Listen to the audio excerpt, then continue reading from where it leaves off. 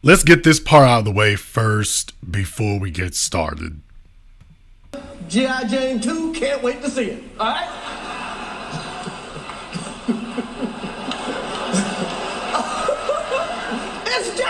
that was a nice one. Okay. I'm out here. Richard. Oh, wow. Wow. Will Smith just smacked the shit out of me. Take my name out your fucking mouth. Wow, dude.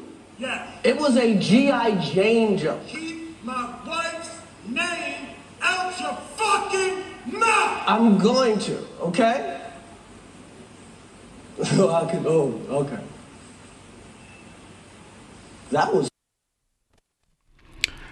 was a lot of things. And tonight I want to discuss all the things that it was and a bunch of the things that it wasn't. Before I get started, I want to preface this by saying that we've entered an era where people, and particularly women, believe that the only way they can interact with black men is either by abusing black men or by manipulating black men. And their favorite form of manipulation is to pit one black male against another in a violent confrontation. That's the kind of thing that we see over and over again here. And you have a society that is more than happy to promote that at will. And last night's Oscars were an example of that. Now, I'm in the camp of people who is of the mind, based on certain things I've seen, that this didn't actually transpire the way in which most people believe it has. I'm from that camp. So let me say that before I even get started. However, let's go ahead and discuss this tonight from a realistic standpoint, because there are a number of people who are addressing this from a realistic standpoint here. We've been seeing as people have taken this as an opportunity to put black men on trial, as it were, here. And I've seen the most disturbing things possible. I've seen people trying to use this as their means to attack us at a base level. And probably the worst example of this that I've witnessed so far, the worst example of it so far is when you go to Twitter and you type in the hashtag protect black women. You can go there and boy, it has lit up overnight. It's lit up overnight with people going down the list here. It's lit up overnight. A hashtag that was originally created for the purposes of saving lives. A hashtag that was created for the purposes of saving life and limb is now being re-engineered and modified for the purposes of saying that if a black woman is offended by something, if she's verbally offended by something, that this constitutes a cause, and more than just a cause, an obligation by black men. They are obligated to exact physical violence if a black female is so much as offended. That's the definition of protect now. So black men are somehow obligated to put themselves in harm's way because a female is offended? That's how low the bar's fallen. Protect black women no longer means protect life and limb from physical harm. It now means that men are supposed to get into fistfights if a woman's feelings are hurt. What's next? Because it doesn't stop here. I was also wanted to take issue with what they thought is the real reason for doing these things in the first place here. Why don't we analyze the woman herself? Why don't we analyze the woman herself for a moment? Jada Pinkett, a couple of years ago, made herself extra super famous for humiliating her husband in front of the world, for humiliating her husband with her extracurricular activities with a house guest, a young fella, a fella young enough to be her son, basically. And yet, there she was, having entanglements. And if you want to see how badly her husband is butt broken over it, just understand that after she's gone off and engaged in all of this, publicly humiliated him, the fella she was with thinks so highly of her and her husband that he puts out a single, mocking them openly. And the husband, who was so vitriolic here on national television, who was so desperate to try to reclaim his manhood on national television, he was completely silent when his house guest was out here making a fool of him. He was completely silent about it. You know why? Because he's bending to the will of the woman he's with. This is what happens when a woman can drive a simp insane. So let me get this straight.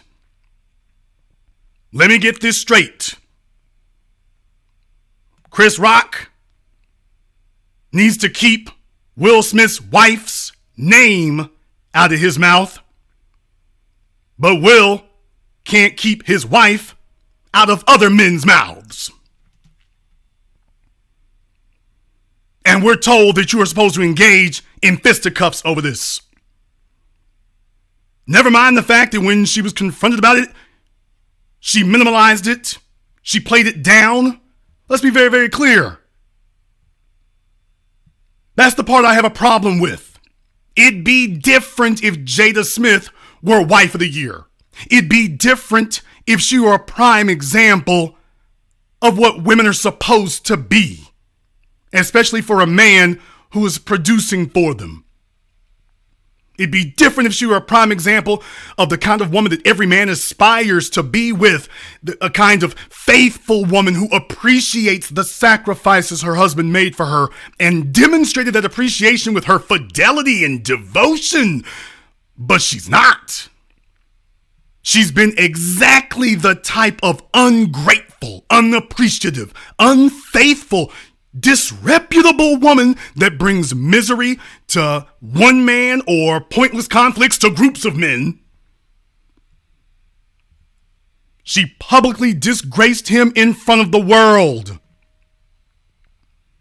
And then when called out about it, minimized her behavior and even stood by it proudly to the point you could see the man breaking down his face. You could see him breaking down right there. She took their young wayward male house guest into their bed, made him into a sex toy and put him on public display. She forced her husband to swallow it in front of the world. And he did it in a desperate bid to hold on to his flailing marriage. And it cost him his self-respect in front of the world. And as a consequence, even back then, you could see it in Will's eyes. He's entered the sunken place. That's what it cost to do that. That's what it cost to stand by that. Now, for any people out there who are still wanting to try to sit up here and defend this and act like that's okay, there are some other elements about last night that you might not be aware of. There are some other elements about last night that you probably need to find out about. Case in point, Good Morning America covered it. Good Morning America covered it. You can take a look at this one on YouTube. I'm going to play the audio for you here to avoid copyright issues. But I want you to listen to Good Morning America's Oscar hosts, correspondents. I want you to listen to what this man had to say about last night. And you tell me if this was still okay, what you saw. Robin, this was awful. It was ugly. It was embarrassing. It was confusing. But on that stage last night, like Georgia said, we saw something we'd never seen before. And this was a night where we saw history repeated. We had a feel-good night. Ariana DeBose, a night where we saw the first deaf man pick up an acting Oscar, on a night where we saw Coda win, and on a night where this entire production, the entire Oscar show, was done for the first time by an all-black producing team. But here we are, leading off the show, and the story of the morning is about one man assaulting another on the Oscar stage.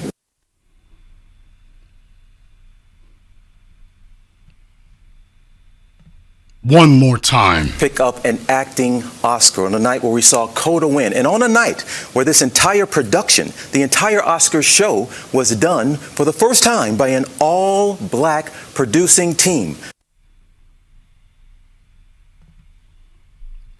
If you didn't know that, well, this is what they had to take care of producing here. If you thought it was okay, if you thought it was all right, if you're still sitting up there giggling about it, if you thought this was something that didn't affect people in the real world, if you thought that this didn't have reverberations that went way beyond folk getting slapped, if you thought this was a world star hip hop moment, if you thought it was funny, if you thought this was just a black mark on Will Smith and his out of control temperament, if you thought that's all it was, then clearly you didn't look far enough into it. I want you to understand there are reverberations that go well beyond that. Well beyond that. And I'm asking one question here. Is this woman worth that? Has she earned that type of deference? Has she earned that? Has she racked up this type of respect that you're going to go this far to save her honor? Her non-existent honor that she threw away decades ago?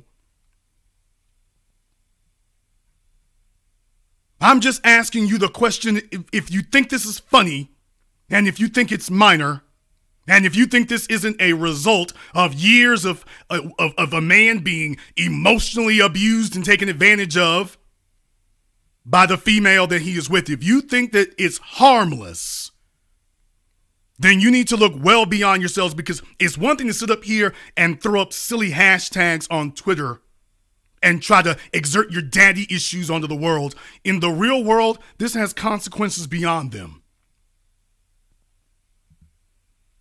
The woman that we're talking about here,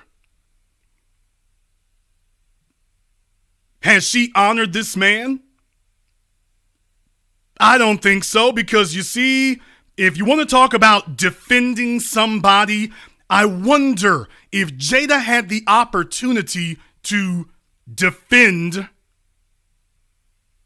her husband the same way. If somebody were making mocking jokes about her husband, I wonder how Jada would respond. Oh, wait a minute. We already know how she would respond. Her husband. Now, they asked me to ask you a question, and I do have a question I've been wanting to ask you for a long time. And it's pretty simple. How do you put up with Will? I mean, really, look, you're intelligent and talented and successful and beautiful, and you have all of these qualities that, quite honestly, Will doesn't have. And I want to know how, after all these years, you do it. How do you do it? How do you do it? George Clooney didn't just ask that question as a joke and just keep it moving. He didn't do that. He sat there and hammered on it and hammered on it and hammered on it. This is how they honored her birthday. This is how they honored her birthday. She's worth it, so she has earned him trashing his reputation in front of the world. She's earned, this is the woman who earned that. Protect black women. We should discuss protecting black men, should we not? Honoring black women. Has she honored her husband? if we're going to be honest, has she honored her husband? You know, when somebody was sitting up here telling some rough jokes about him, that was okay. She was sitting there guffawing about it. It wasn't offensive to her. Simple. How do you put up with Will? I mean, really, look. How do you put up with Will? I mean, really, look. With Will. I mean,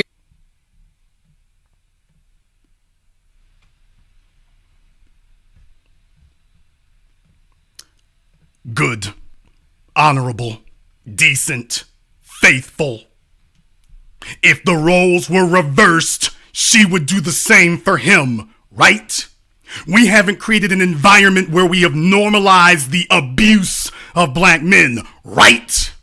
This is the good, wonderful, faithful female deserving of you risking life and limb, right? We can go ahead and let bygones be bygones and let old discretions go by the wayside because she's a brand new woman now, right? Because she going through some things and she's not happy. We're supposed to sit up here and sacrifice our integrity, right? Even visually. Sacrificing your integrity even visually. Right? That's what it's worth. Right?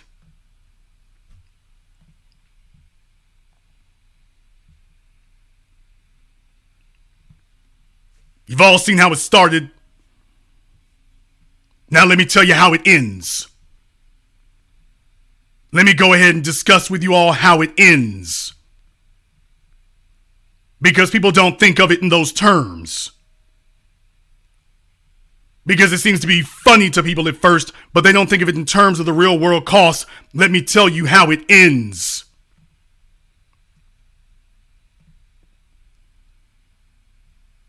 For a man, for a simp, when a woman drives him insane.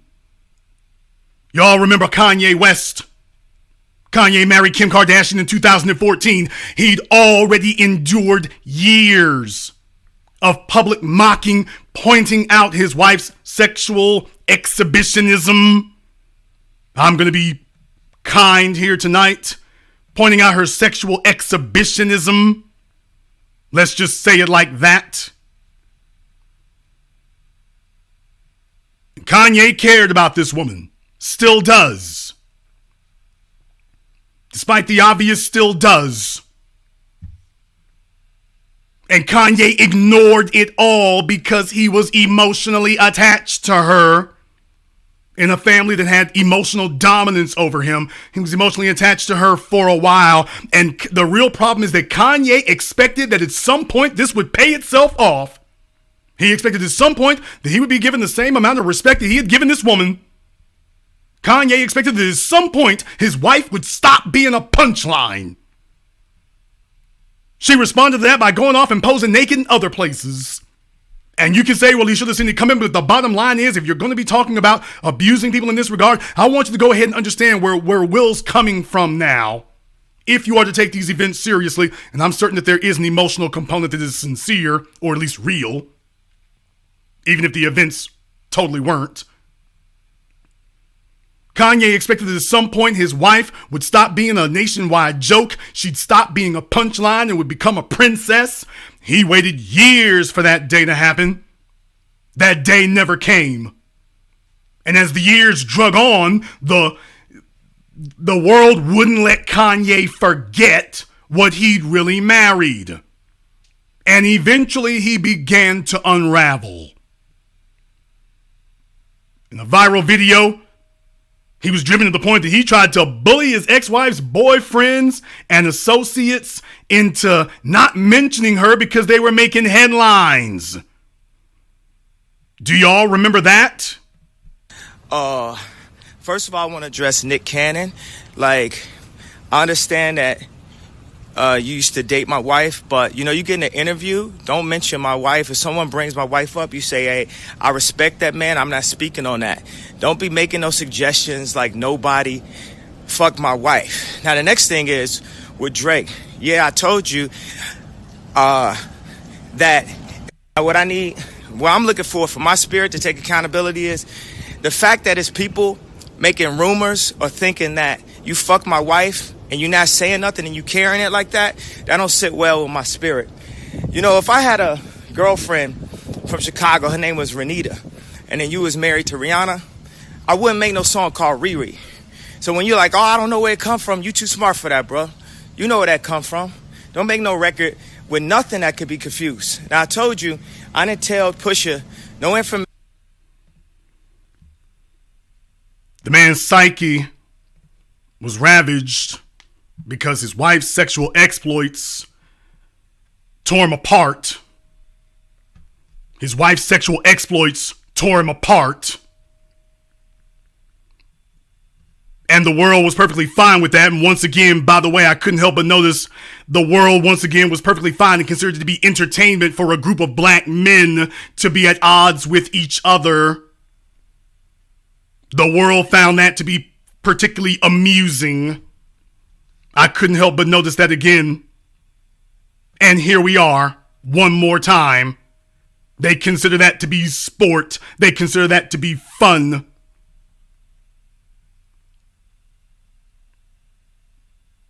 And I'm once again saying, if you take a look at what's happened, history repeats itself. History is repeating itself. The issue is that Kanye felt emasculated. He had tried to ignore it, but he felt emasculated by his choice of wife, and it was taking a toll on him. Eventually, it would all erupt, and he would finally take issue with his wife's sexual behavior in public. After enduring what other people were thinking, he finally stopped trying to ignore it. And when he started speaking out against it, what did that prove? That proved that he wasn't really mad at these other men. He was mad at himself. But never forget, before the marriage began to fall apart, some of Kanye's final acts were to go around on reckless episodes trying to intimidate other people into being quiet about the things that were bothering him. His wife was bothering him, and he was in the final stretch of his marriage, when it began to unravel, he was trying to intimidate other people into not touching on the subject of his wife. Let me see if I can go out and publicly be reckless and intimidate them into it. Sound familiar? Trying to intimidate other people in order to prove that he loved his wife. And ultimately, this did nothing to make his wife want to stay with him. They wanted to medicate him even more. His desperate lashing out at the world on her behalf didn't make him look stronger to her. In her eyes, it made him look weaker. It made him look weaker than he'd ever been. That was his reward for trying to defend her publicly at all costs. And Will Smith now looks the same way. Will looks the same way now. Let me ask you a question. Does anyone really believe that Jada has more respect for Will now than she did 24 hours ago? Do you believe that she has more respect for him now than she did 24 months ago? Do you believe that when she got backstage, she was thrilled with it? Do you believe that she sees him as more of an alpha? Do you believe that she thinks about August Alsina or all the other men any less now because of what he did? Does anyone really believe that his little public stunt elevated him in her eyes? Or does she now just see him as a sobbing, emotionally erratic beta simp who can't control his emotions, just like Kim began to see Kanye?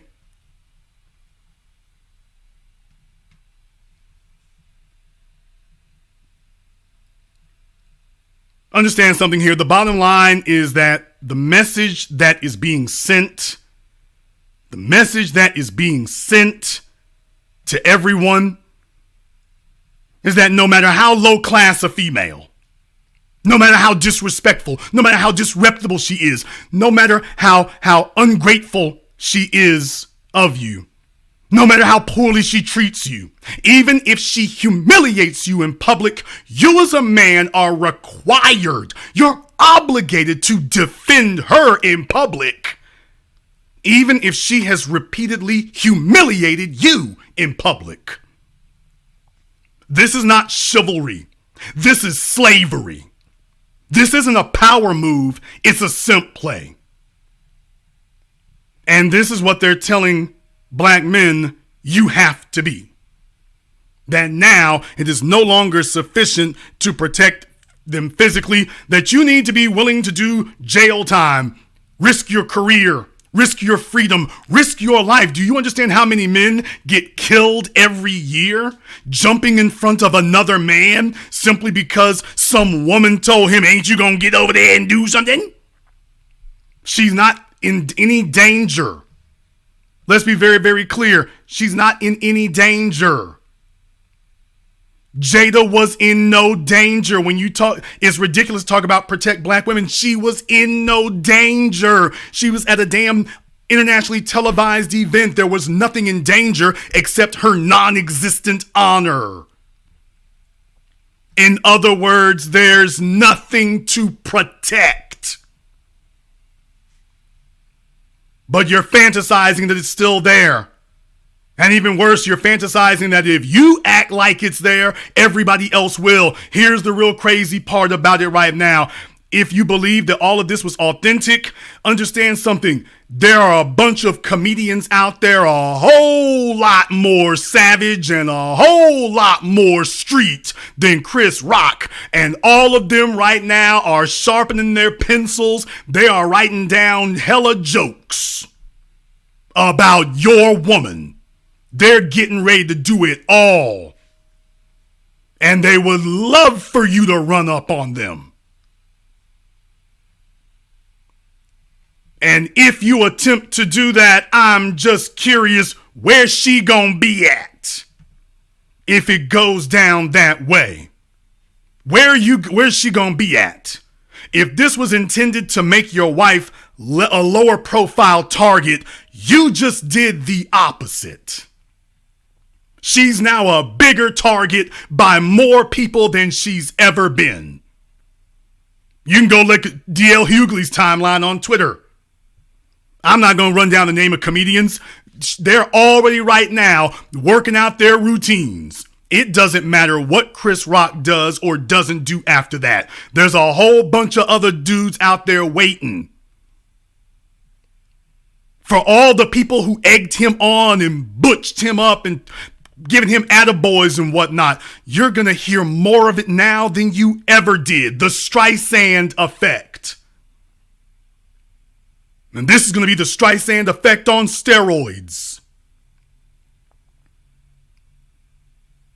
But the short-minded, insecure, impulsive little individuals who egg this kind of garbage on, they don't think about this because they don't care. And let's be very, very clear. They don't care about black women either.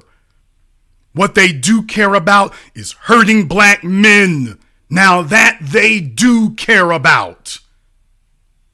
Let's be very, very clear. Protecting black women is not the target here. Harming black men is the target. Because they don't have this kind of energy when black men are being attacked. You don't hear anything even remotely similar to it. When black men are being put in danger, when black men are being disrespected, black men are told you need to just accept that that's your place in this world.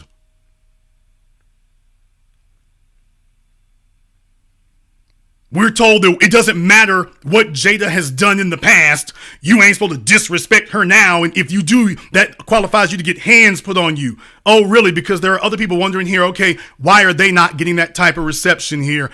Doesn't matter what you think of them or what they've done. Okay, fine. You know what? I was just thinking there were a few people here. I need you to keep that energy.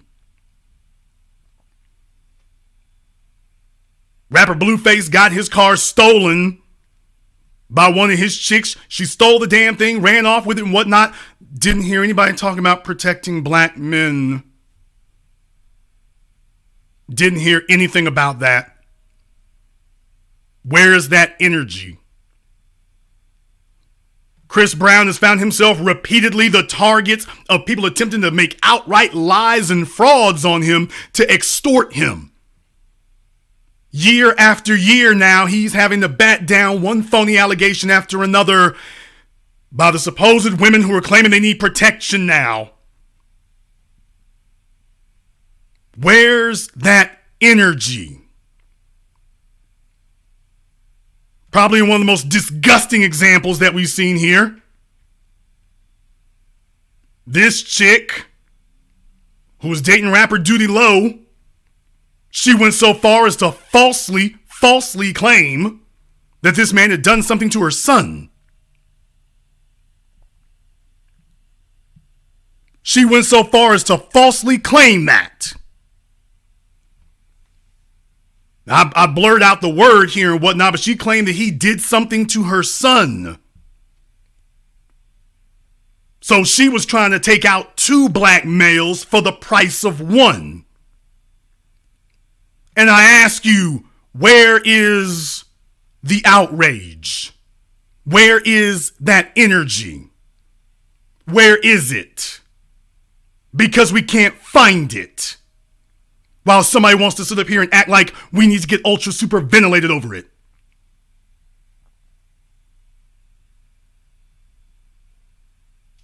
The point I'm trying to make to you here is even under the best of circumstances, this was a horrific look.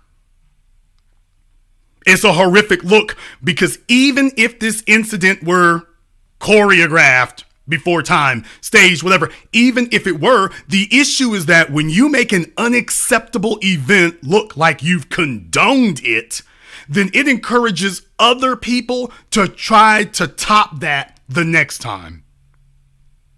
You can already see that it's encouraged simps of every stripe to come place Captain Save-A-Ho.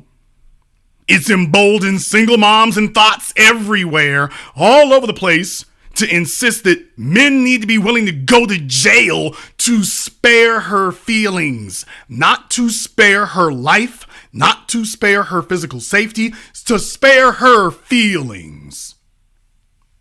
And meanwhile, none of these females are encouraging this behavior among themselves.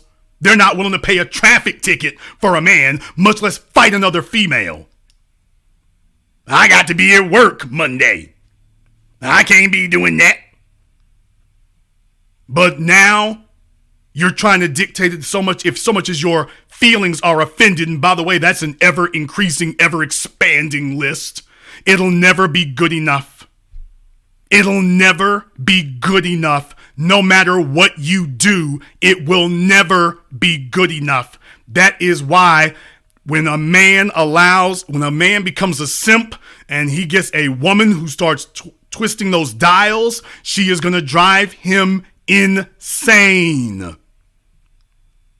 She is going to drive him insane, and eventually he is going to break and he is going to crack in front of the world. That's eventually what's going to happen to him. Because he has to. Because his goodness and his good nature have been misused. It's been abused. It's been taken advantage of. He's been manipulated. He is so heavily invested in this woman, and he's believing that the rest of the world is going to hold her to the same standard that they're holding him so that his investment is safe, and he doesn't understand, buddy, that's not the game the world is playing.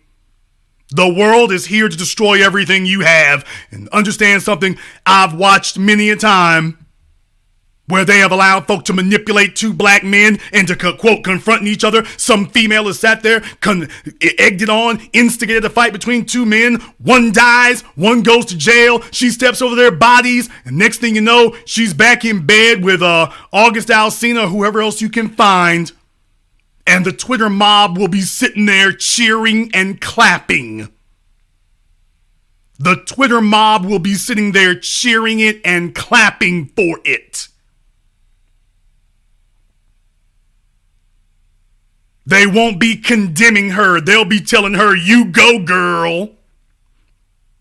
The same guy who sat there and would not control himself and either killed somebody or got killed, they'll be sitting there saying, oh, well, you know what? He should have controlled himself more. So when he was doing it, that's right. You defend her. That's right. You don't let nobody talk to your woman crazy. And as soon as he suffers the consequences, oh, well, he shouldn't have handled it like that. Too bad. Well, baby, life goes on.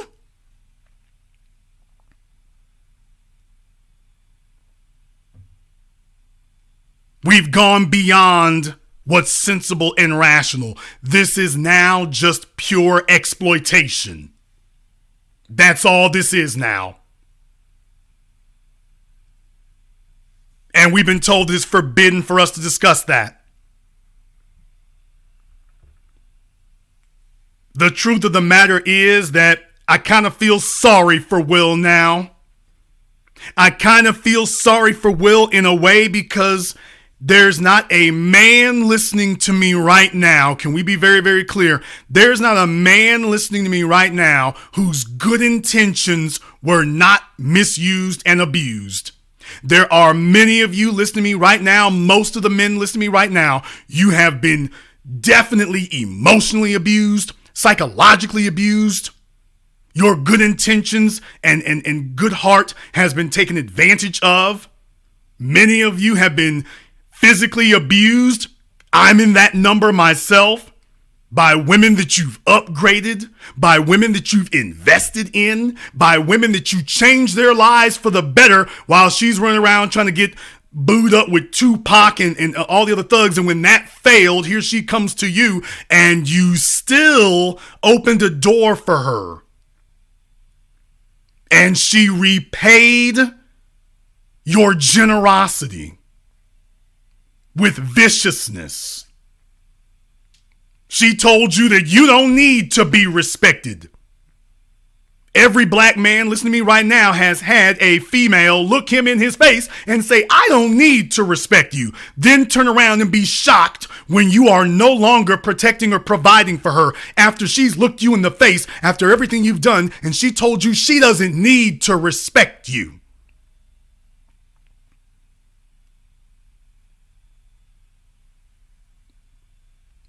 And for some of you, it will pile up and pile up and pile up until the day it breaks you, and then it will drive you insane, but you're not going to take it out on her. You're not going to go take it out on her. You're going to go find another black male to go and vent it on and take it out on.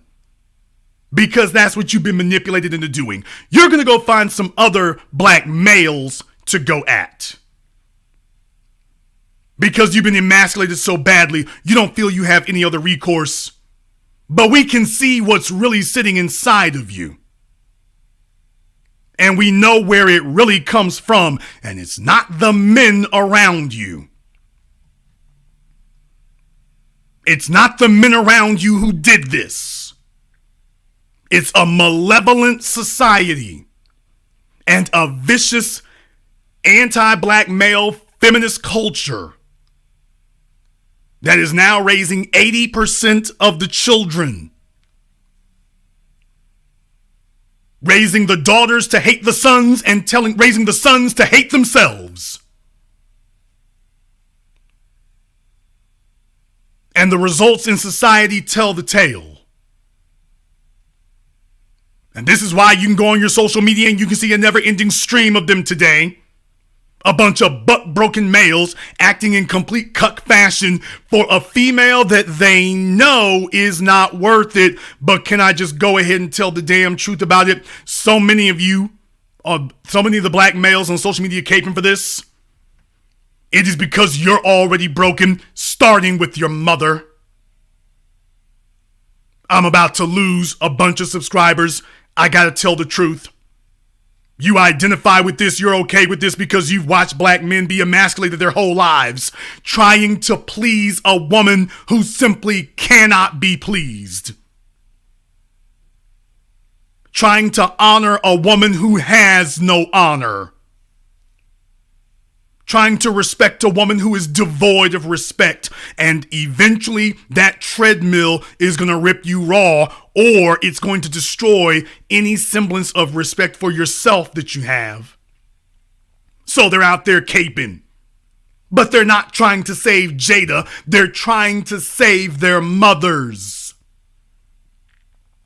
Psychologically, in their minds, they are trying to save their mothers. Kanye sat here for years, didn't say a word, talking about his mother, heartbreaks and 808s, didn't say a word, lost his mom, didn't say a word, until finally he was getting divorced, and then finally tells the truth. By the way, my mom took me to Chicago and told my dad that if you come to Chicago to see your son, you'll never see him again.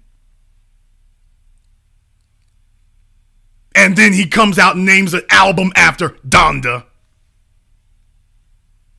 These boys, if you want to understand something right now, if I'm going to tell you all the damn truth, you want to understand something here, can I just go ahead and say the truth about it here? The simping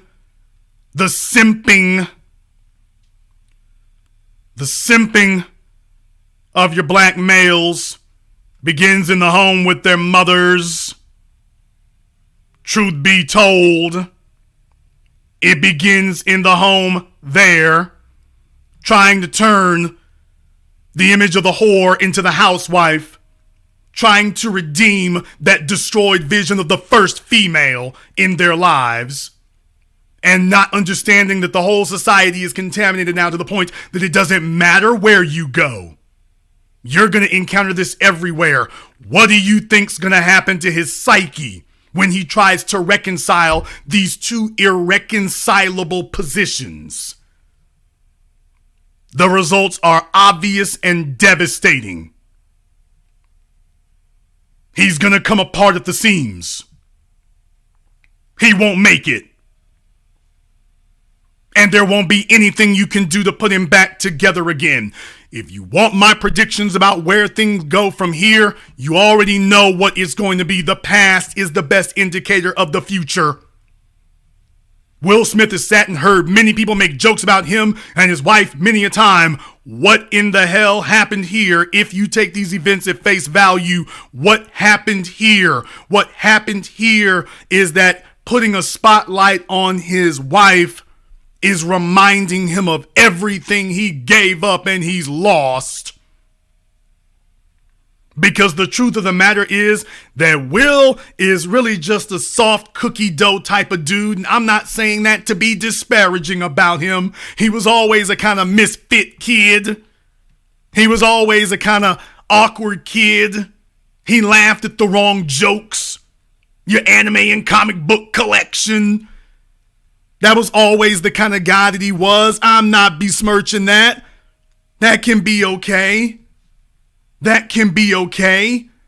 You're a black male in a society that tells you the only thing you can do is dribble a ball or chase a non-existent record deal, and Will found a way to actually do one of those, and even after that was gone, go on to something even bigger, if such a thing could be believed. And at a time when it was necessary to have that support, what happened was, unfortunately, he got latched onto by a manipulative, devious female. And I wish that I could tell you that this is rare. I wish that I could tell you that she is one of a few, but that would be a damn lie. She is one among many waiting out there. One among many waiting out there to take advantage of black men. Especially the ones who have built themselves, especially the ones who have done something for themselves, one among many waiting on you. And after the dregs and the deadbeats and the dead thugs, after she's, quote, had her fun, then she says, oh, hell, well, let me go ahead and settle down for this cookie dough built dude over here, since what I really want isn't available and he doesn't understand it. He doesn't understand it and he doesn't get it because he's dealing with her in good faith. And that's the problem. He's dealing with her in good faith to the extent and to the point that he can't see straight. And now he's got kids, he's got investments. If he attempts to divorce her, he's going to be ruined. He doesn't have a way out of it. He doesn't see a way out of it. Let me ask you a question. What if you are with a woman who understands she's too old to go on to something better, and she knows that you're the best she could do and you're really what's best for her, but she got a taste for something else, so she stays with you and she punishes you every day for not being that type of dude she really wants to be with?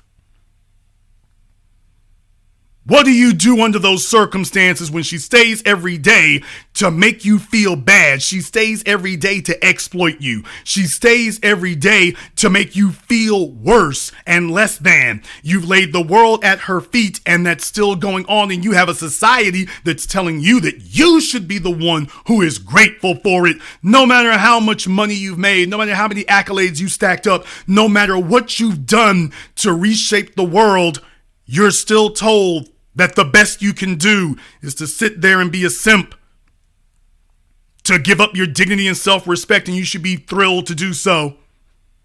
And that woman who's been sitting there taking advantage of it is going to be there every day too. She's not going to divorce you. That would actually be the kind thing to do. She's going to stay every day and grind you into the concrete because she can't have what she really wants. So she'll just stay and destroy you. And Jada comes, as you all know, Jada comes from a family of that. Jada comes from a family of it. They're finely tuned and honed in the crafts of sexual warfare and manipulation of men. They're very well versed in it. And they understand that Will gives you an amount of image you can't get anywhere else. You can stay with him, and it doesn't really matter if you're unenamored with him because, well, you can always get something extra somewhere else, and he will sit there with his soul breaking.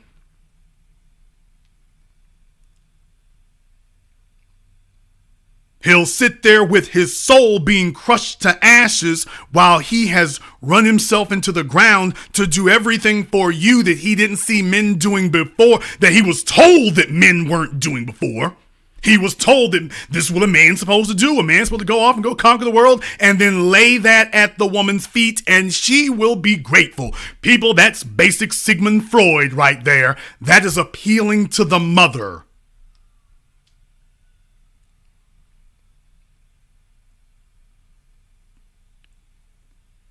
And now he's been driven insane.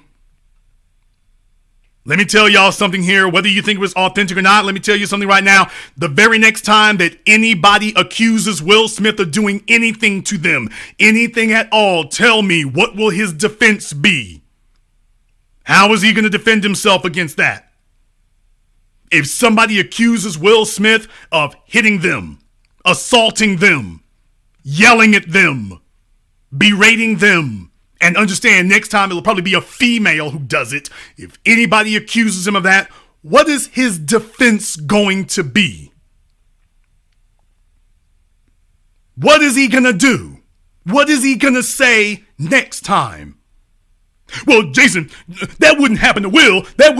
Will's too nice for that. Well, yeah, you thought the same thing about Bill Cosby too, didn't you? You never thought you would see a day that somebody would accuse Bill Cosby, and then next thing you know, out of nowhere comes this avalanche of other people, most of them completely specious and disreputable, but it didn't prevent it. Yeah, we've witnessed this happen multiple times now. And if you don't believe that Will can be targeted and he can be taken down, you haven't been paying attention.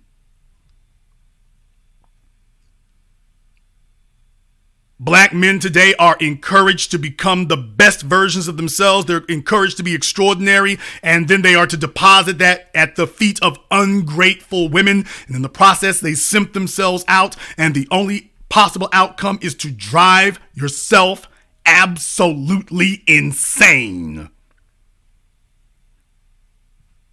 That's the only possible outcome.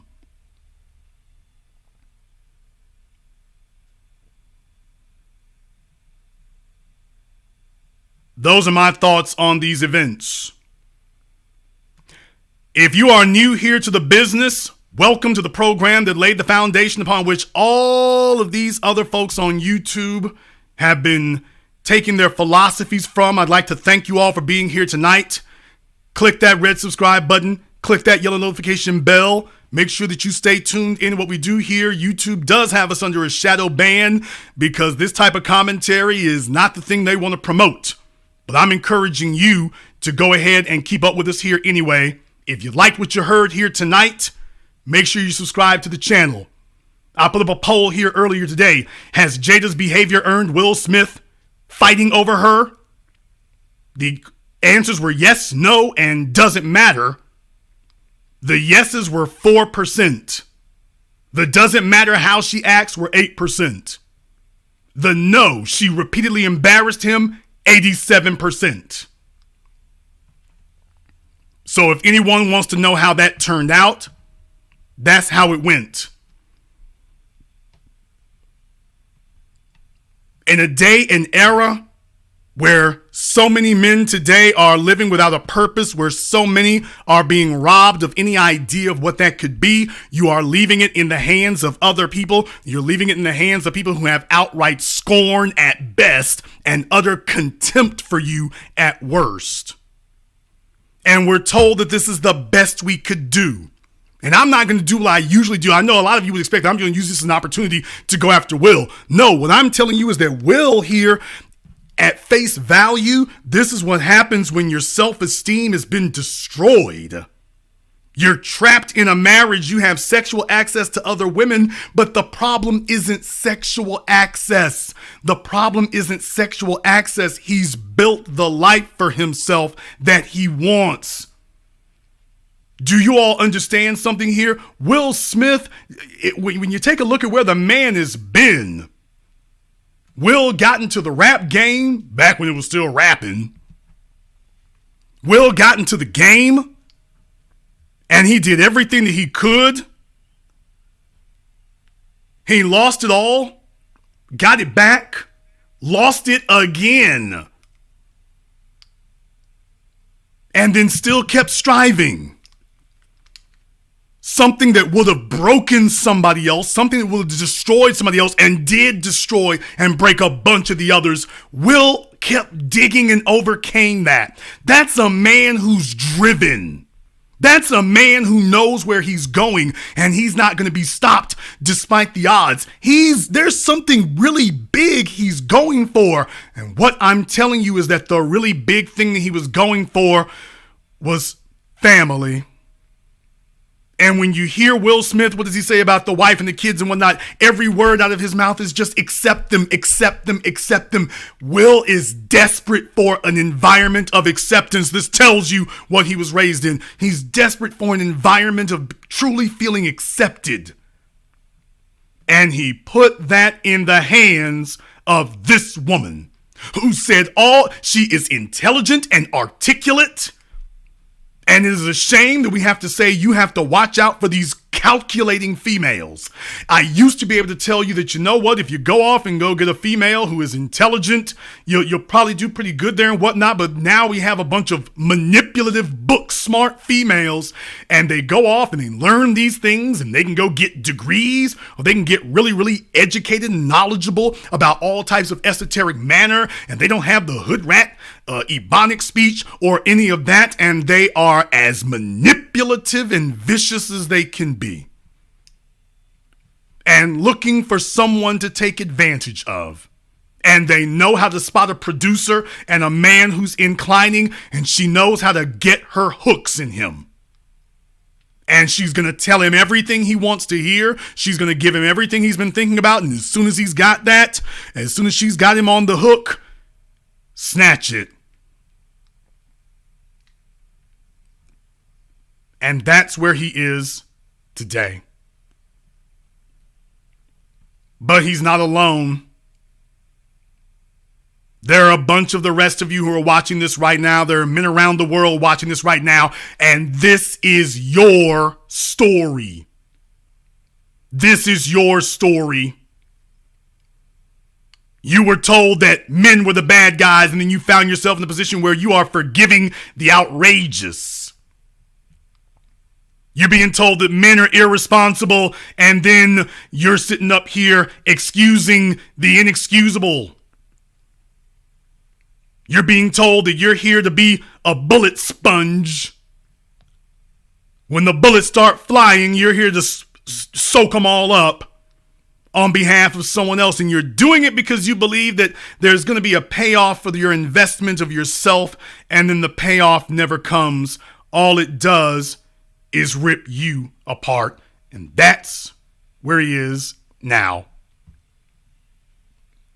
We're discussing the women who drive simps insane. I could say a whole lot more about this now, but I think I've said enough. The telephone lines are now open. The number is 646-787-1933. That's 646-787-1933. Your personal access code to the business. You can go ahead and give us a call here about this tonight.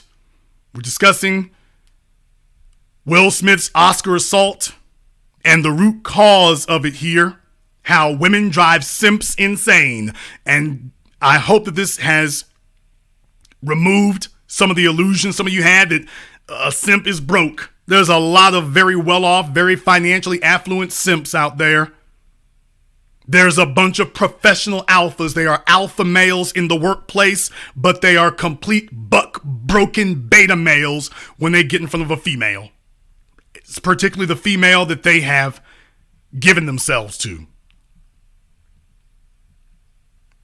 We're going to go ahead and take a few phone calls here now. Let me get caller from area code 281. You're on live with The Business. What's your name? Where you calling from? Prince out of Richmond, Texas. Prince out of Richmond, what's on your mind?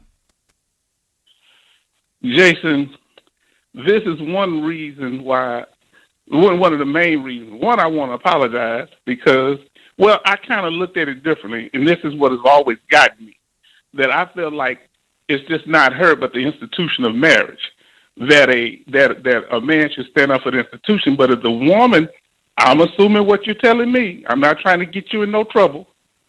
That you saying some woman, even if they have the type of wife, a title of wife, they're not even worthy of protection. Are you saying that? Yes. And do you know the consequences of you saying that? Yes.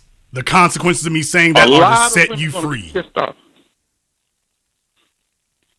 A lot of women just got real pissed off at you, Jason. But I understand. You're telling the truth. I got it. Well, let's be clear about something here. Let's be clear about something here. What's been happening is that men have been conditioned. Black men have been conditioned to pedestalize females. Let me be very clear about that. Conditioned to pedestalize females. And this is a deadly, dangerous delusion to have here. You know why? Because females don't pedestalize men. They certainly don't pedestalize black men. They don't pedestalize us. While you're sitting up here carving out and chiseling out her pedestal, she's not chiseling out your throne. No. So just understand. But they do pedestalize white. Go ahead. I'm telling you to understand why that line needs to be drawn there. And this generation of men understand something now. They made it public policy to pit each other against each other. This generation of men better wake up to that. Previous generations had a bit more control. If this one doesn't get it right, you're looking at slavery. I'll let you have the last word. Yeah. One of the things men have to do, you can't entangle your finances with women. to the best of your ability. Don't get credit cards. Buy your own house. Have your own properties.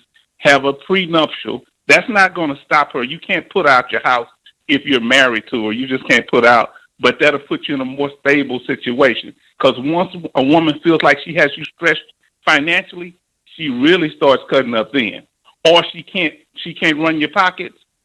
Like you say, Jason, you were saying that women will try to get physically violent with you. I've had that same situations.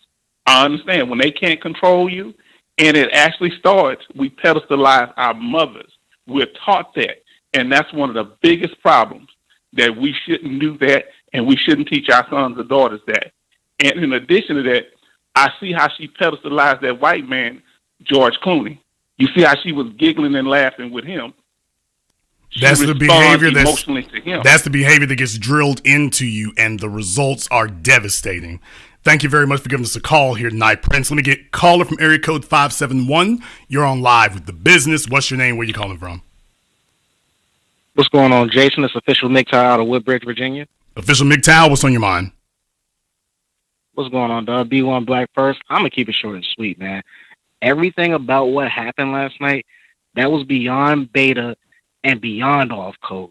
I look at it like this. It's no way in hell. Didn't Amy Schumer host the show, I think, as well? It's no way in hell if she had been up there talking about some of that stuff Jada said about Will, about him not being able to hit that joint right or whatever.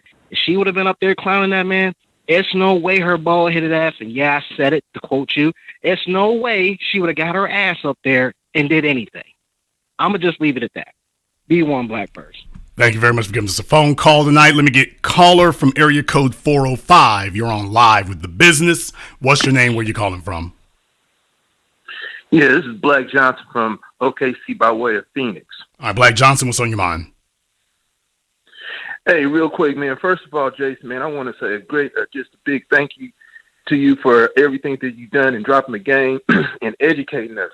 When I first saw this situation, I immediately said, Will ain't mad at Chris Rock. He mad at Jada, and more specifically, like you said, he's really mad at himself. One thing that I remember a few months ago, I saw on either Instagram or Facebook or something like that, Will Smith was thinking Dubai or somewhere, the world's tallest building, just up there, just chilling, what are you doing? And my thing is, I just posted, I was like, yeah, somebody need to call and check on Will. Well, as you can see, as of yesterday, everything has come to a head. And that's all I really got to say. B1, keep it going. Thank you very much for giving us a call here tonight. And callers, thank you very much for keeping your calls short and your comments brief here. We have a lot of people waiting to speak. Let me get caller from area code 304. You're on live with The Business. What's your name? Where you calling from? Good evening, Mr. Black. This is Bobby Ray from the United Kingdom, but I'm actually calling by way of Tennessee, sir. All right, Bobby Ray from the UK. What's on your mind? Yes, sir. Sir, one thing that I noticed about last night with Will Smith is he actually had laughed at the joke originally, but then looking at the body language of Jada, she seemed really bothered by it. And then that's when he responded the way that he responded. But one thing that I would say in this situation is that if you can control a man's mind, his body will follow regardless of how rational it is. That's all I have to say, sir. Thank you very much for your comment on that. If these events are actually to be taken at face value here, I'm telling you all that the laughing he was doing was gearing up for what he was going to do next. So just understand that was faux laughter. That was gearing up for what he was going to do next. Because he's segueing into it. So it's like, oh, ha, we're laughing, we're joking, ha, ha. And then he's going to jump up and go do his wife's bidding. Manipulative females teach you to be manipulative, wily, facetious in the sense that you change facets. So if you want my interpretation of it, that's my interpretation. Let me get caller from area code 470. You're on live with The Business. What's your name? Where you calling from? Hey, Jason, this is Joe calling from Nashville. Joe from Nashville. What's on your mind?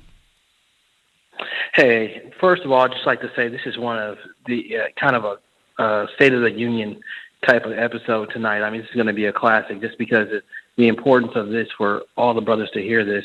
But I'd just like to say this. What I thought about is Will's ego, like so many of us, has just been damaged, throughout the years. He did everything right. If you remember back in the day, he had a crush on Pepper. And Pepper rejected him for the dude in that rap group, Naughty by Nature or whatever. Then he gets with Jada. She has a thing for thugs too. So what Will was trying to do, in my opinion, last night was to, that unconscious mind was coming back and he was trying to be something that he's not. He embarrassed himself. He looked totally beta and he looked totally out of character. I hope he can bounce back and nothing will happen to him in the future. But I'd just like to make a last comment on something that you mentioned where you said black men have been trained to pedestalize women. What I've noticed since I've moved to Nashville is like white guys I've hung out with or whatever, they do not pedestalize women. A woman will walk right by who's 8 or 9, they may glance and get right back focused on the conversation we're having. Whereas brothers are stopping, oh man, it's falling out. And I had to digest that for a minute, so I'm thankful that you mentioned that. So look, I'll be out of here and be one. Keep it going. Black First, brother, thank you very much for giving us a call tonight. Let me get caller from area code 443. You're on live with The Business. What's your name? Where you calling from? Hey, am I on? Yes, you're on. What is your name? Where are you calling from? Hey, man, this is Mac from the 6, man. I'm calling by way of Baltimore, Maryland. First off, I want to start off with a joke for you, man. I know it's not a funny topic, but what did Chris Rock wake up this morning with? Fresh. Caller from area code 708. You're on live with The Business. What's your name? Where you calling from? Hey, no, Jason in Chicago. Okay, this brother's Vonage phone is not working so great. Try it again. Hello, what's going on, Jason Black? This is Daniel from Chicago. All right, Daniel from Chicago. What's on your mind? Hey, look, I'm so glad that you got on here and broke this down because I said the exact same shit. I said it plenty of times, and I said like that woman didn't earn no protection from the Will after the last 3, 4, 5 years that she been publicly humiliating him. You know what I'm saying? And I really and to be honest with you, Will Smith used that as an outlet to get at Chris Rock because he knew Chris Rock was a soft and easy target instead of putting the blame on her for publicly humiliating him in the begin with. And one had no jokes about it. So that's the way how I see it. And yeah, I mean, he was an easy target in that regard. I mean, because Chris Rock, I think now is 57. I want to say Chris is 57 now. So think about that for a few moments here.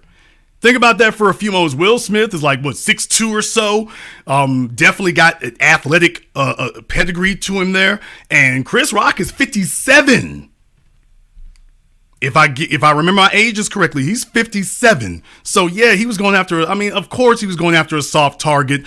Literally any other any other comedian on the planet, he never would have tried this with. If you take events at face value, literally no other comedian on the planet. Could you all imagine him doing this, like trying this with Lil Duval or somebody like that? Could you imagine that occurring? So, or Cat Williams. Oh, we can go down the list. We can go down the list. So yeah, you're absolutely right. They pick their targets carefully. Thank you very much for giving us a call tonight. That's what being a simp does. Because here's the thing, you don't get any points for smacking up Chris Rock, man. You don't get any points for that.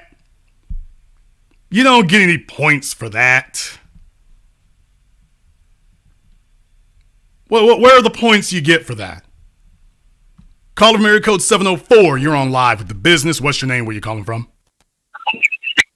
Hey, Jason, this is Brian from Charlotte, North Carolina. First-time caller, man, been years, been a listener. It's just amazing just listening to, everything that has transpired. And what you were talking about where it's like more so Jada was boycotting this whole, Oscars thing back in 2016. You finally get what you want. You then bring in this all-black ensemble just so that you can look at your husband and basically kind of just throw the whole boycott away. And it looks like it was just a personal party for her. like, yes, I set this up. Maybe I got that. Maybe that was No. perception, This was I a kinda personal achievement for her. Because let's be very, very clear. Jada Smith would be anonymous today if she weren't still married to Will. We wouldn't even know who she was anymore. We certainly wouldn't be discussing her if it weren't for him. Her only claim to fame, her only real accomplishment is landing him. So it wouldn't matter what she thinks about anything in this world. If she divorced him, nobody would care. So when it came to the Oscars, yeah, she wasn't talking for herself. Yeah, that was angst coming from her, because the real angst is that her star has faded. So she's been riding his ever since, and now she's riding into the concrete, because the bottom line is she's not happy about it. She's not really concerned about it. What did she have to lose last night? What did she have to lose when she was talking about boycotting the Oscars? What did she have to lose by saying crazy things like that? She had nothing to lose. She was putting up his capital to risk that. She wasn't risking her own. Thank you very much for giving us a call. Let me get caller from area code 267. You're on live with The Business. What's your name? Where are you calling from? Hi, yes, this is Tammy from Williamsport, Pennsylvania. How are you? Good evening. What's on your mind? I love this. Okay. Yes, I love this topic. I'm very disappointed in Will, but I'm not surprised. I see stuff like this every day, and it's crazy. It's actually worse in the real world, because I've seen people die because of things like this. And, I think that this is actually going to hurt Will's reputation. What do you think? Definitely his wife hurt his reputation long before now. Thank you very much for giving us a call here tonight. And everybody, thank you very much for tuning in to the program here tonight. If you're coming into the room here, if you like what you're hearing here, if this has been insightful analysis you receive nowhere else, go ahead and hit the thumbs up emoji, but also hit the like button. Let's show people that you really liked what you were hearing here tonight. Let's not just give it lip service there, give it thumb service. YouTube tries to keep us buried in that regard, but if you like what you've heard here tonight, go ahead and hit the like button for me here. I'd really appreciate it. Let me get caller from area code 903. You're on live with The Business. What's your name? Where you calling from? Hey, this is James calling from East Texas over here in Lindale. James from Lindale, Texas. What's on your mind? I was going to sit there and say the better comparison would be if Charlie Murphy was up there, Will Smith never gets out of his seat. He just doesn't. And I think that the other part is that when we were told as kids, put your dukes up, who slaps anybody? If you're going to fight, you have muscle memory of balling your fist up and punching somebody. He played Muhammad Ali. He still slapped him. He really isn't a fighter like that. If I fight you today, I'm not going to slap you. I'm going to put my fist on you. You know what I'm sitting there saying? Yeah, So to anybody who's actually studied that. these things, that's what I'm saying. If you want to know what made me suspicious of all this from the very beginning, there were several things. The slap sounds like a sound effect. It doesn't sound like something you would actually hear. Right? So there was a lot that got to me that made me say, okay, I'm not so sure about this. However, I do see this as a teaching moment, so I'm taking all of this with a grain of salt. If you really want me to be objective about it, I'm taking it with a grain of salt, but definitely skepticism is warranted. However, even in a real world environment, it's like, dude, you out here slapping dudes like this is an LGBT bar? No. That just understand this could have gone way, way, way, way wrong. Thank you very much for giving us a call tonight. Let me get caller from area code 773. You're on live with The Business. What's your name? Where you calling from? Calling from Chicago. Just Alan, Jason. Alan from Chicago. What's on your mind? Go ahead. Yeah, Alan from Chicago. Just give me a call this evening. Great broadcast, by the way. Yes, absolutely. If that was my man Corey Holcomb standing up there and said that about his wife, that motherfucker wouldn't even got up out of his seat. Also, the chump, the mob, he was also laughing. And when she gave him the cross-eyed, that's when he got in his feelings and went up there and slapped old boy. Like I said, if that was me or you or Corey Holcomb, he would have got them hands. That's all I got to say. Thank you very much for giving us a call here tonight. By the way, would he ever have done that to the white comedians, Ricky Gervais, or anybody else, Billy Crystal? Would he have done that to any white comedian you could name? They probably could have sat up there and groped him. He wouldn't would he have done anything. Let me get called from area code 702. You're on live with The Business. What's your name? Where you calling from? Hey, what's up, Jason, man? This is Les from Las Vegas, man. Les from Las Vegas. What's on your mind? Hey, man, Jason, man, here in Las Vegas, you can go pretty much anywhere and get a woman for like order them like you at a McDonald's. We got brothels where prostitution is legal. Let me tell you something, man. You never fight over a woman. And you got these guys, be it Will Smith, be it Kanye West. What hurts me is these brothers are multi-millionaire, multi-billionaires, international superstars, can pretty much go all over the world and get any fine-ass woman they want. And they fighting over thoughts, which it just boggles my mind, man. Ain't that much love in the world, man. If I had the money they had, man, I'd be all over the world getting me a fine woman. It wouldn't be nothing that they could say. But it's like you said, man, they pedestalize these chicks and put them on a level that it's like they can't live without them, and to the point where it's harming their career and reputation. Like you said, Jada ain't gonna get harmed from it. And like Chris Rock, I guess if the beef was Chris Rock was making jokes about her in 2016. And they saying, well, this is what happened because the jokes he was making back then about her not being, she said she didn't want to go to the Oscars back then. I think it's a bit of a reach.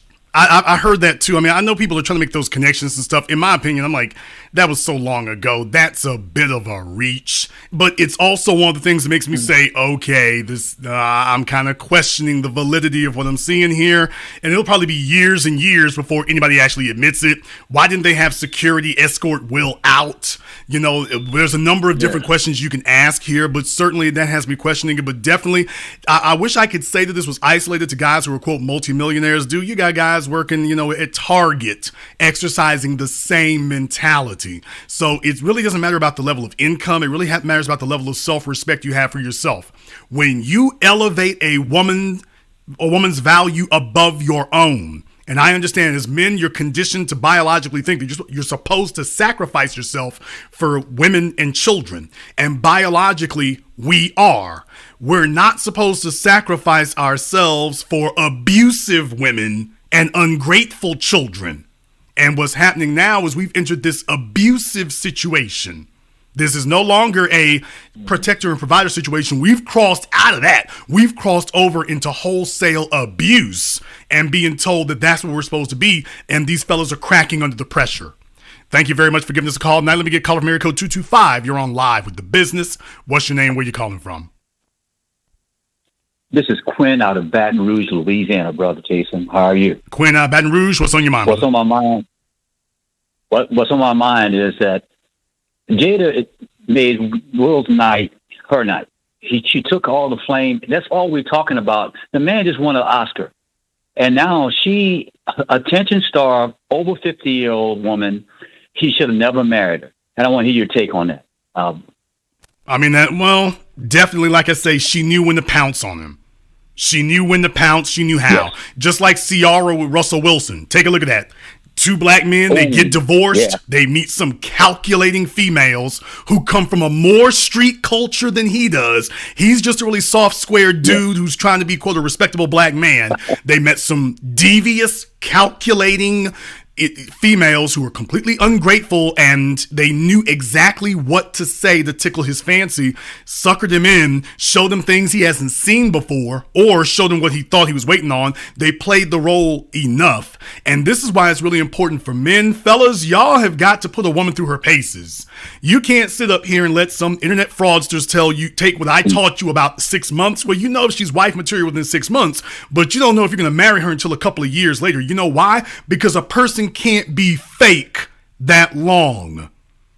So go and tell your perfume dons, a person can't be fake for 2 damn years. If you put her through her paces, if you demand that she invest in you as you have invested in her, she's not going to be able to keep that up for a year, 2 years consistently. She's going to start to crack. The truth is going to come out. So if she really is about you and she values you, and remember, a woman has to look up to you and admire you, otherwise she doesn't respect you. She might pretend she does at the beginning. A person can be fake for 30 days. They might be able to be fake for 6 months. They can't be fake for 12 months, 2 years, with you putting them through their paces the whole damn time. They won't be able to do it because after a year, they're going to be like, damn, when is this going to end? If they're all in, they've accepted it, and they're like, hey, I'm here for this. If they're not really with you, they're going to be saying, okay, let me go ahead and get out of this. Thank you very much for giving us a call tonight. Let me get a caller from area code 702. You're on live with The Business. What's your name? Where you calling from? Yo.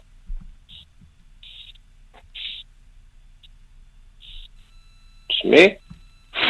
Okay, caller from 702 is doing his meth. Caller from area code 434, you're on live with The Business. What's your name? Where you calling from?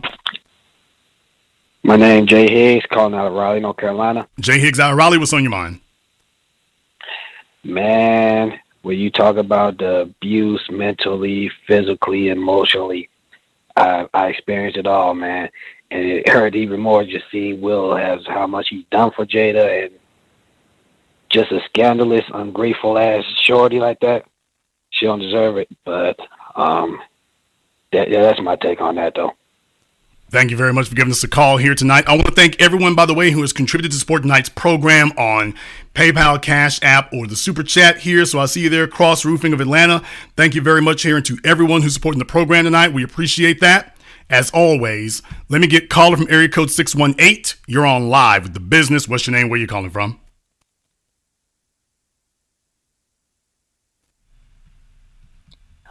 Caller from 618 is asleep. Caller from area code 415. You're on live with The Business. What's your name? Where you calling from? Hi, this is Denise in San Francisco. Denise in San Francisco, what's on your mind? Well, I personally was shocked at Jada's behavior. She blew me more away than Will. I thought when Chris Rock made the joke, she was just going to sit there and smile and laugh and we all move on. But I'm just shocked. There's something else I was going to say is, now, I used to belong to the women's movement. I used to go to meetings and all that, and I never fit in because I thought that this society should be placing more value on our historical role versus putting us in a position where we're trying to take on the man's job. So then we try to juggle two jobs and two different roles, and the children get caught in the crossfire. So I never got into the women's movement. And when I'm in a relationship with a man, we got to be a team. We got to survive this type of brutal society physically and psychologically. If I'm with a man and this battle of sex starts up, I just exit because I ain't got time for it. We got to survive. Well, really having a team is important, and understanding what the team is equally as important. Because understand something, you can't expect men to sit up here and risk life and limb when they're not respected. You can't expect that. You can't expect men to sit up here and risk their life and limb when they are not respected, when they are seen as being to be exploited. We're both respecting each other. Okay, but the team starts with the men because we're the leaders. As evidenced by what people are talking about here is that we're supposed to have a situation where if things go down, you're expecting the men to step up front. The women ain't gonna do it. They'll sit up here and talk and squawk on the internet. The women are not gonna jump out here and protect the men. They're expecting the men to do all of the protecting, which means the men take all of the risk. That is understood. But if you want a man to sign up to take that, then if you want him to sit up here and jump into action to protect you, you have to be proactive about respecting and admiring him. If you understand that this guy is the only thing standing between you and death. And that's not the amount of deference that we're being given. So you can't sit up here and disrespect a man repeatedly and expect him to put himself on the line for you. If he attempts to do so, he will only do it from a broken, sunken place, and eventually this will run out and he will flip. Caller from area code 601, you're on live with The Business. What's your name? Where you calling from? This is Jeremiah from Jackson, Mississippi. Jeremiah from Jackson, what's on your mind? What's happening, brother? Very good talk this evening, brother. One thing I want fellas to think about when you think about getting with a woman. We said this about coons or whatever. Same thing with these chicks. You got to check their paperwork Like, and there had to be some things that he known while when he was dating this chick that she was not like a motherly type. And when they were dating, were they always in an open relationship?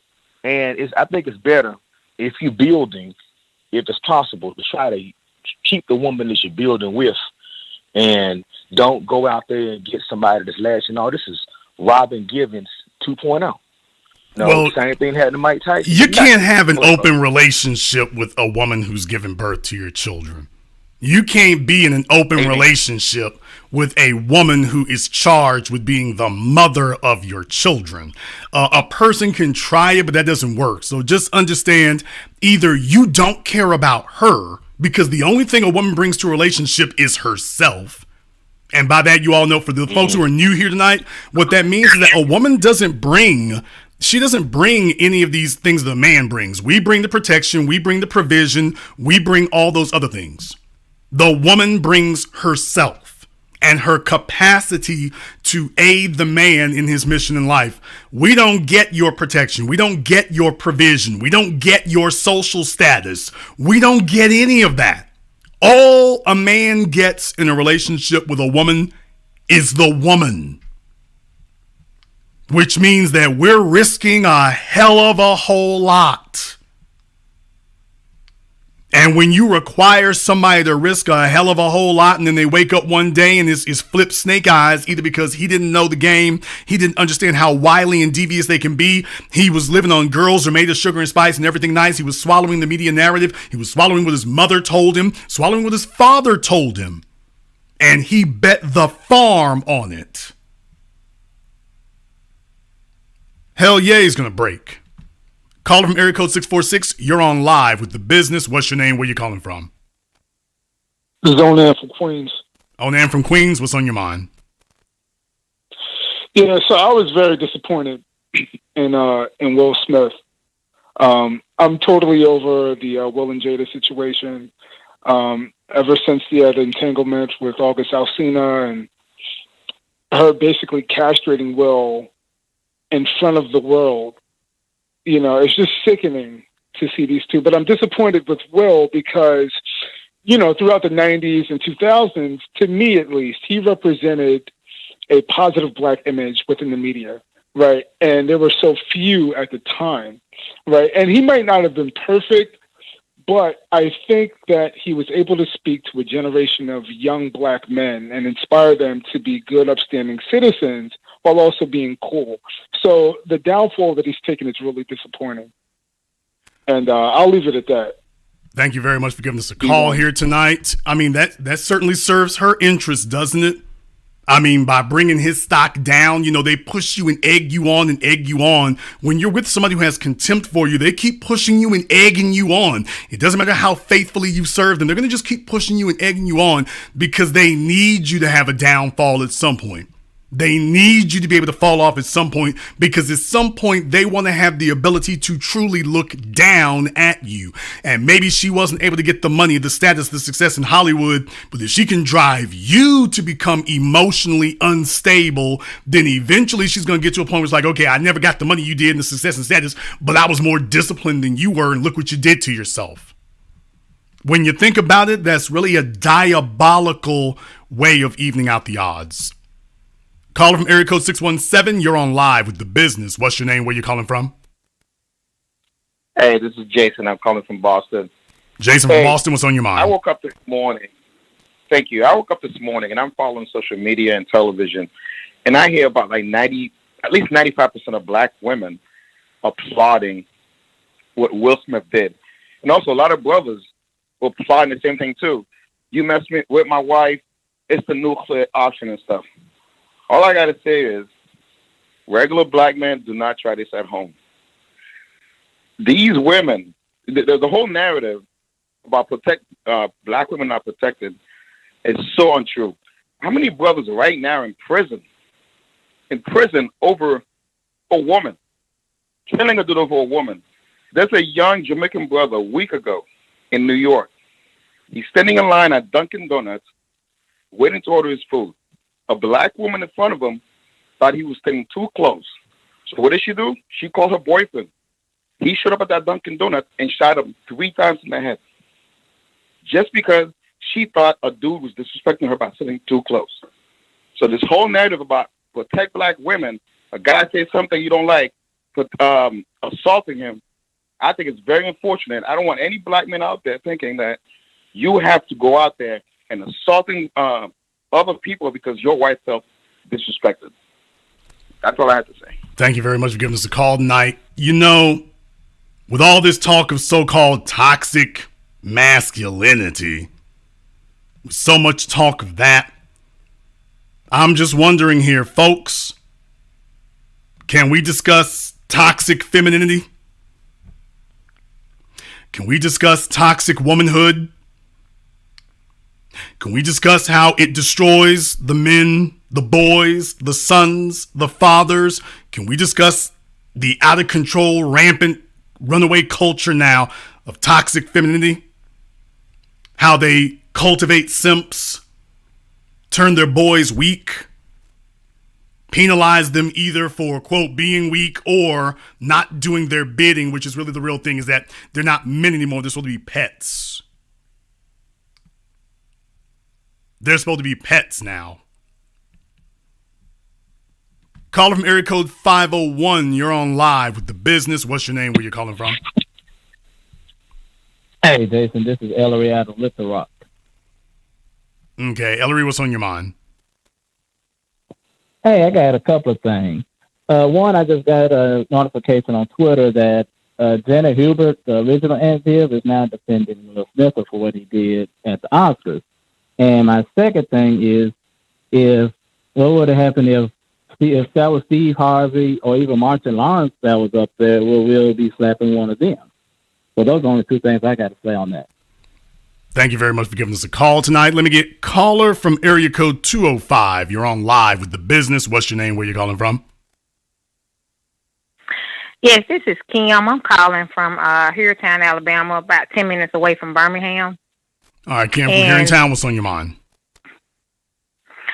So I'm married, going on 21 years, and I just do not see where he should have went and did what he did. She didn't deserve it. And I'm speaking as a married woman. And I'm looking at the behavior that she has shown this man, just straight disrespect. And I'm like, we was at work today talking about it. And everybody at work, from single to married, all said the same thing. She did not deserve what he did. You did not put yourself in a situation to where he should have honored you that way. Because you got him out here looking foolish, sleeping with any and everybody, just being straight disrespectful as a wife. And I'm like, for any woman to think that he was right in what he did, no, he wasn't, because she didn't deserve it. Well, it really just shows the amount of contempt that they have. This is really, when you hear these comments coming up over and over again, where they're telling you that a black man is supposed to risk life and limb because a female is a female who has spent years, a decade or more, repeatedly offending him. So her womanhood is sacred, and he is supposed to risk life and limb to make sure that her womanhood is honored. And yet when we take a look at all the instances where she has dishonored his manhood repeatedly, everybody's sitting up here overlooking that and dismissing it. So what that tells you is that men are supposed to be piñatas and pincushions. I'm trying to get you all to recognize this right here. Take a look at the facts. And if anybody disagrees with what I'm saying, I want you to give us a call. If you disagree with it, let my mods know that you disagree with what you're hearing. We don't allow you to sit in the chat and do that. If you disagree with it, tell my mods you disagree. Call up, give them your area code, and I will bump you to the front of the line. Let me get a caller from area code 843. You're on live with The Business. What's your name? Where you calling from? DVA, Tobias out of Phoenix. Tobias out of Phoenix, brother. I knew you was coming in sooner or later. What's on your mind? Man, a couple of things here. Kind of hit home what you were talking about, like how we done things with a woman and just been disrespecting and all that stuff. It really hit home because we all been there. But one thing you said about Jada being irrelevant about Will, before anyone brings up the Matrix, The only reason she got that role was Aaliyah died in that plane crash. That was Aaliyah's role. Well, you know what? Well, now that you mention that, by the way, please remember the original person cast to be Neo was Will Smith. Will had already talked to the producers of The Matrix. He had already talked to Joel Silver. He had talked to Steven Spielberg. You know, he had already talked to the Wachowski brothers. So this wasn't something that they were just like, okay, we're thinking about it. No, he had already discussed it with them. He's got a video online where he was like, I've talked to him. We got to the pitch session. I read the script and I'm like, I don't get it. Next thing he knows, it was a monster hit. And then in the next films, what do you know? Will's not eligible to be in it, but somehow his wife, who wasn't a superstar by any stretch of the imagination, good-looking woman, but really, next thing you know, she's in the sequel. So I will always believe that, yeah, Will, that's true. The lines of connectivity there, the dimensions of separation there are too slim. I'll always believe that Will pulled a couple of strings to get her into it because he had the pull to do it. Yep, and people talking about all this stuff's going on. And one, as a man, you didn't have to go out there and hit that man. You could have, as a man, chopped it up with him backstage at the after party. And Chris Rock probably would apologize to the problem because most folks probably say I apologize and move on. Instead of doing that, because like you said, it took away from that black production team, took away from Will Smith winning an Oscar for a black man winning an Oscar when it's not when he's not cooning or acting like a thug. Because people remember, Denzel Washington got the Oscar for Training Day. Not Malcolm X, but Training Day. But when you look at this, she has zero respect for Will Smith. And I hear all these people online talking about, oh, they had an arrangement. There was no arrangement. And if Jada did step out, no one said anything about sleeping with your child's good friend in your house, in your bed. And if Will some way to cheat on Jada, we have nothing on it because he respected her enough to keep it on the low. When you sleep with someone else in y'all bed in the house y'all in, you have zero respect for that person. And no matter how good of a life Will provides, that shows Jada has zero respect for him. Ain't nothing you can do about that. In my opinion, I would just get the divorce. My kids are grown, cut her a check and keep it moving and have my self-respect.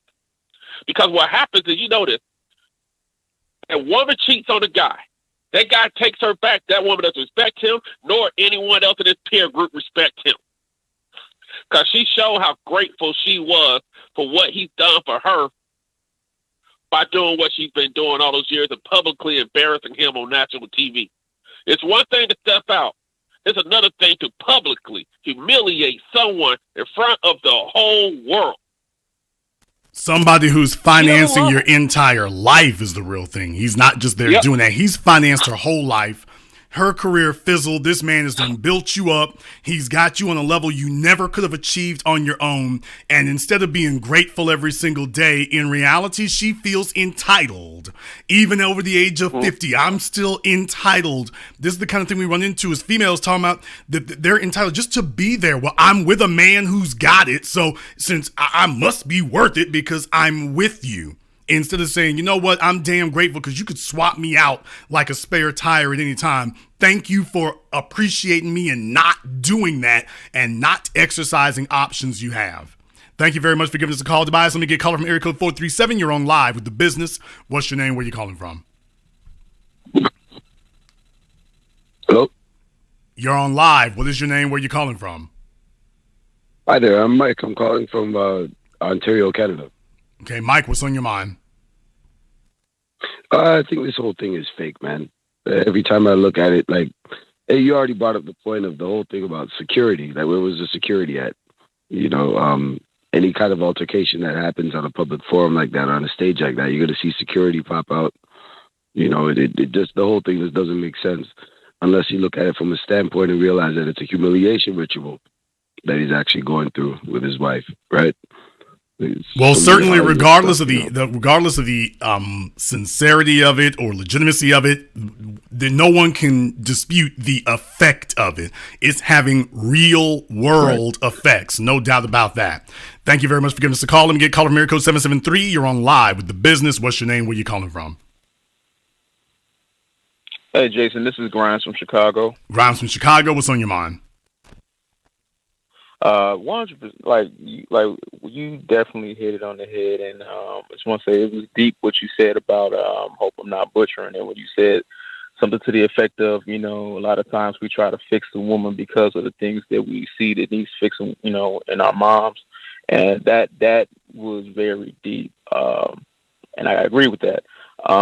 My thing is like it's sad that like men, no matter what, are just told to just give and do, and no matter what, don't question it, and make sure you don't disrespect the woman, and no matter how much disrespect or how much lack of reciprocation that she, has for the man, we're just supposed to just give and do no matter what. And what's crazy is that Jada and women like her can never be satisfied. On that show that they got, they were saying something to the effect of how, in fact, you mentioned it earlier about the strings that Will pull, to get her those roles in the Matrix sequels. But there was different things that they discussed on that show, the table talk show or whatever that they got, where they were talking about how he did this for all this stuff for Jada, opening doors, being a producer, a real, provider and doing things for their daughter. And, it was kind of like brushed off like, we didn't ask for that. And that's disrespectful. You're going all the way out and you don't even get the love and, support back. Well, that's the real problem that you encounter there is that after you invest in that, that's why I'm warning guys here is to understand those warning signs. After you have invested to that degree, that's when it gets bad. Thank you very much for giving us a call. Let me get caller from area code 646. You're on live with The Business. What's your name? Where you calling from? Hey, Tan from Long Island. Tan from Long Island. What's on your mind? Hey, Jason, I just want to say a couple things. Thanks for show's great, man. Love this platform.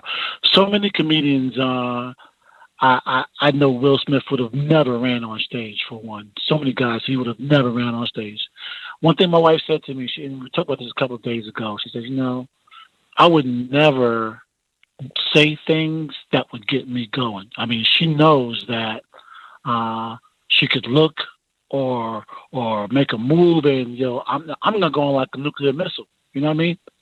My wife deserves that, But she told me the other day, she said, I will never put you in a situation where you're jeopardizing yourself or the family, or just because of something like that look that Jada gave Will.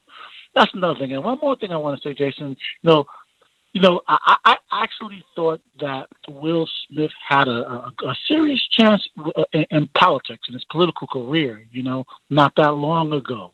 And Jason, do you think that this event has hampered Will's political future? Thank you, Jason. Well, certainly he's put himself behind the 8 ball. You got a world out here right now where they're taking down whole governors behind putting their hands places. So what I'm saying right now is, especially with some of the other rumors about Will that don't involve females, by the way, how would he protect himself from this in the future? This is a video clip that's going to live in infamy for him. Thank you very much for giving us a call. Let me get caller from area code 518. You're on live with The Business. What's your name? Where you calling from? Hello, Mr. Black. I'm calling from Troy, New York. What's your name? My name is Marian, calling from Troy, New York. Mary from Troy, what's on your mind? I agree with what you've been saying and everything you've said. I just think what's his goal to, he just humiliated black men all over the country. And I don't understand. You're receiving an Oscar. This is your night. I agree with people who are saying it's staged. I mean, it has to be. Why couldn't he control himself? Why didn't he have enough respect for Chris? He's older than Will Smith, if I'm correct.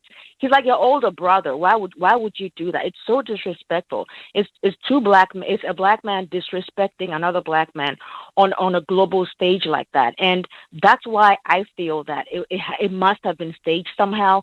They're in an industry where there are sacrifices being performed before you get an Oscar. Before they elevate you at the Oscars, you have to pay some kind of price, and for so long the price has been, for many black men, is humiliation. So it wouldn't surprise me that, yes, this is what he has to do. If we're going to give you the Oscar, you're going to embarrass another black man on the stage. That said, I did see the dirty look Jada Pink. She kind of grimaced when Chris Rock made the statement. Fine, she compared her hairstyle to G.I. Joe, G.I. Jane, whatever. Maybe the connotation was it was masculine, but then again, Jada Pinkett has been masculine for the last 20 years. She's done everything in her power to emasculate Will Smith. And I don't understand. I'm her size. I'm 5'2". I'm even taller than she is. She's like 5 feet tall, 115 pounds at most. I don't understand how a woman that petite, you can look this man up and try to disrespect him so many years, and Will has been taking it. I just don't get it. Is it voodoo? Is it juju? What hold does she have on him? It's called sexual sorcery. You got to understand. Will is, 53 years old? Jada is a few years younger than him. She's like 50, if I'm correct about that. She's like 50 now. So she's 50. He's 53. Chris Rock is 57.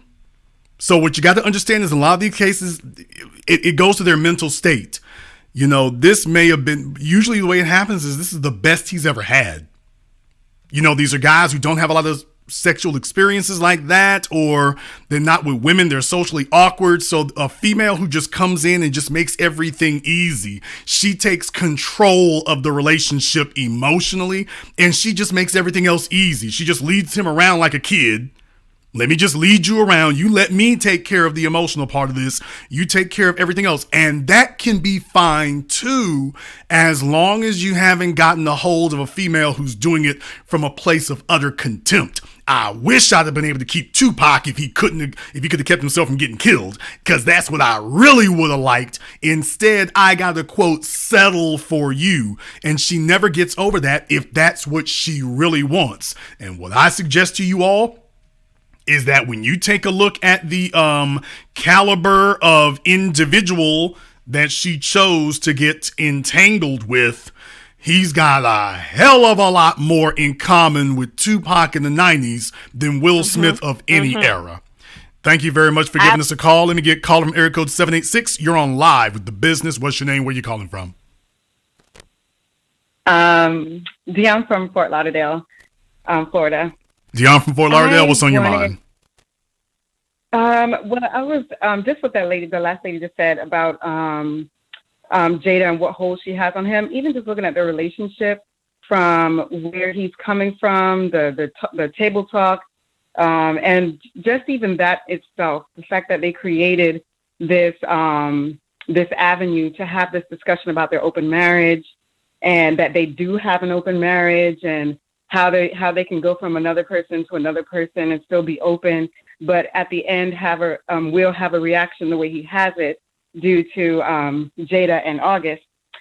The other thing too is that I don't think Will knew. Of course, Will, if you look at it, Will did not know how to, and they don't really show it that well. But Will doesn't look like he know how to handle what that transition from the last, oh, I got it, and then doing a look at Jada with how angry she was, which seems to be that she brought something into the awards, having a reaction like that at a joke, because that movie G.I. Jane, that when I forgot the actress name, but when she cut all her hair off, Demi Moore. Demi Moore. Yes, Demi Moore. When she cut her hair off, it was about I can be better than the boys. Watch me overcome more than you. So it really wasn't that joke. It really wasn't that bad of a joke. But I saw something from TMZ from the Entourage director, and one of the reporters was reviewing him, and she had said that Chris didn't know about her alopecia. So if that was the case, then Chris just blurted out something from a movie, thought it was funny, and it kind of got a little bit out of hand, if it's going by what that reporter was saying. And then everything just escalated from there. So, yeah, that's all I just wanted to say. Well, certainly what I want people to keep in mind here, and thank you very much for your call, just understand what is the communication you're trying to give, that your Oscar hosts cannot make jokes about people in attendance,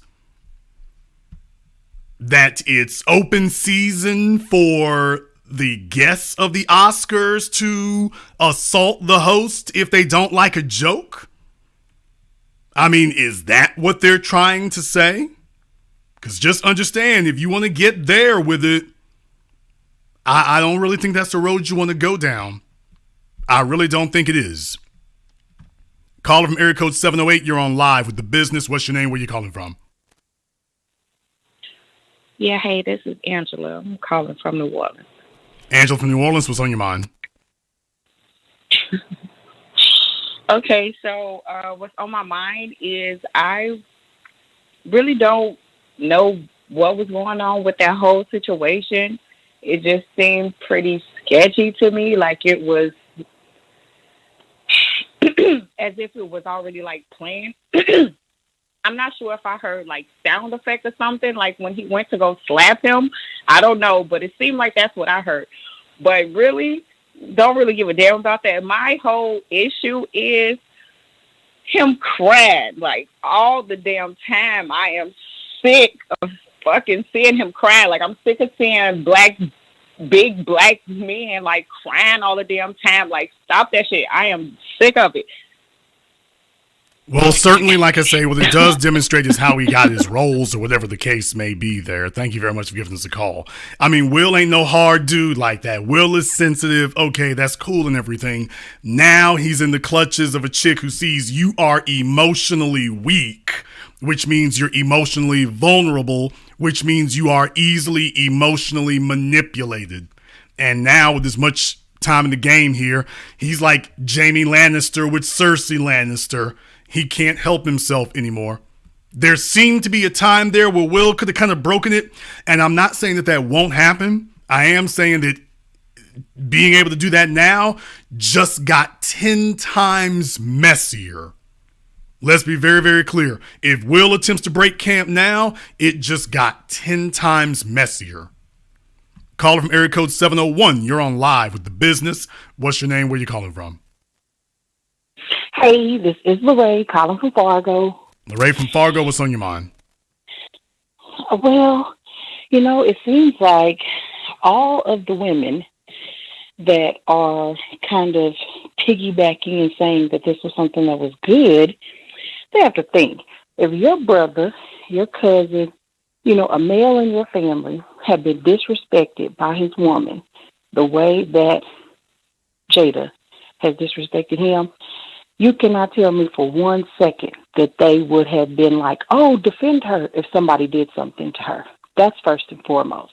Just because they're celebrities, that does not mean that they should not have, you know, a loving, respectful relationship. And women like Jada, the way she looked when the joke happened, you could tell right then and there. I don't think Will would have done it if she wouldn't have turned her face up like that. Well, and like you said, that manipulation. I don't think that had anything to do with it, to be totally honest. But go ahead. I just think that she has such a grip, such a hold on him that it is just, I mean, like detrimental. Like it's so controlling. You could tell who wears the pants. And although, you know, like you said, you don't agree that was it, I really felt like, you know, that was like really what did it, because, you know, like he laughed at first, but then that might have just been because the joke. But then as soon as they panned over to her and they showed her face, like I said, I'm kind of on the fence on whether or not I think it was staged. But at the same time, I think that she's such a master manipulator when it comes to men, that not just, like you said, messing with August Alsina and your man is Will Smith. It's like she's got to have it type of chick. You know what I'm saying? Like that's not who you want your sons and your brothers and your family to be defending. And I don't know. I think that women aren't looking at it that way. They're just looking at them as celebs. But well, worse than that. Here's worse than that. Can we just be totally honest about what we're seeing here right now? Folks, I'm going to say something that's going to upset a lot of people, but I got to say it here. I got to say it. Folks, we've entered an era where these women don't give a damn about black men. They have hate for black men. Can we just say it like it is? For their life and limb, for their safety. They consider it to be funny. I mean, to literally get black men killed is funny to them. It's humorous to them. You have a generation of females who are walking around with a literally murderous amount of disdain. I know that's going to be a very unpopular thing to say, but take a look at the results. That they're walking males into situations where the men can get killed, and they're okay with that. They're all right with that. That's cool with them. Think about that for just a few moments. That everywhere you go, every block, every place, think about that for a few moments, that they're okay doing that. Knowing that they're risking his life and his safety. They'll buck you up, they'll egg you on, they'll dangle sex, they'll do everything. They will talk crazy to you, they'll try to emasculate you in public for the purposes of launching you out there to risk yourself. You got females that they sit up here and encourage rappers to get into beefs. After we went through the damn 90s, that should never happen again. These females hate the men so much that they'll sit there and laugh about it and giggle about it. They'll encourage rappers to get into it with each other. They'll encourage that to happen. They'll encourage athletes to get into it with each other. They'll encourage average men on the street to fight with each other. I'm telling you, that comes back to a basic hatred. And we need to have an honest discussion about the fact that a lot of these women out here today, and I'm going to go ahead and say it, the majority, even if it's only 51%, the majority are actually festering and harboring a hatred for black men. You're a baby mama. You are undesirable. You're carrying around your attitude issues, your mama issues, your daddy issues. You're going out into the public. You've gotten your hands on a Twitter account and you are spewing your venom at the world, and you've been made to feel it's a safe place to do it, and you have total disregard for the safety and well-being of black men because in your mind, you literally would love to see them do themselves in. And I know that's going to be an ultra provocative thing to say here tonight, but it's time for us to address that. These men didn't do anything to them, but you got females egging them on. Why is it? Okay, let's be very, very clear about this right now. Why is it that the appropriate response from Will Smith, why is it that the appropriate response was not to make jokes back about Chris Rock? If we're going to go there about it. Chris Rock said something about your wife. If you really took it that way, Will Smith is a witty guy. Why wasn't the acceptable response to go and do that? Why is it that Twitter was saying that? Because understand something, the first time that these guys decide to go grab the women in that regard, they're going to say, oh no, you shouldn't be physical like that. Oh no, you shouldn't do that. They'll encourage you to do that so long as you're doing their bidding. So the next question becomes here, understand what you're really dealing with. If this was really about having the ability to protect your woman's honor, why is it that Will didn't just sit up there and be like, okay, we're going to go ahead and do this a different way here. I got the microphone now. I got some jokes I want to make. Why is it that that was not the acceptable response? Why is it there's so many females egging this behavior on? Considering the fact that you have brothers, you have sons, and this kind of explains why so many black males have short lives today. If telling the truth offends a bunch of people, so be it. So be it. But you know I'm telling the truth. Caller from area code 469. You're on live with The Business. What's your name? Where you calling from? This is Big Stump from Dallas, Texas. Big Stump from Dallas. What's on your mind? Okay, Jason, I got a few points. Everybody got something wrong with them.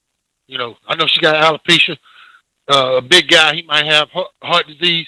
You know, if you're going to make any joke, you're going to hit a nerve with anybody. This is Will's night. You know, he's there to celebrate. He's been chosen for this high award, and You can't let this one little joke roll off of you and let this man receive his reward in peace.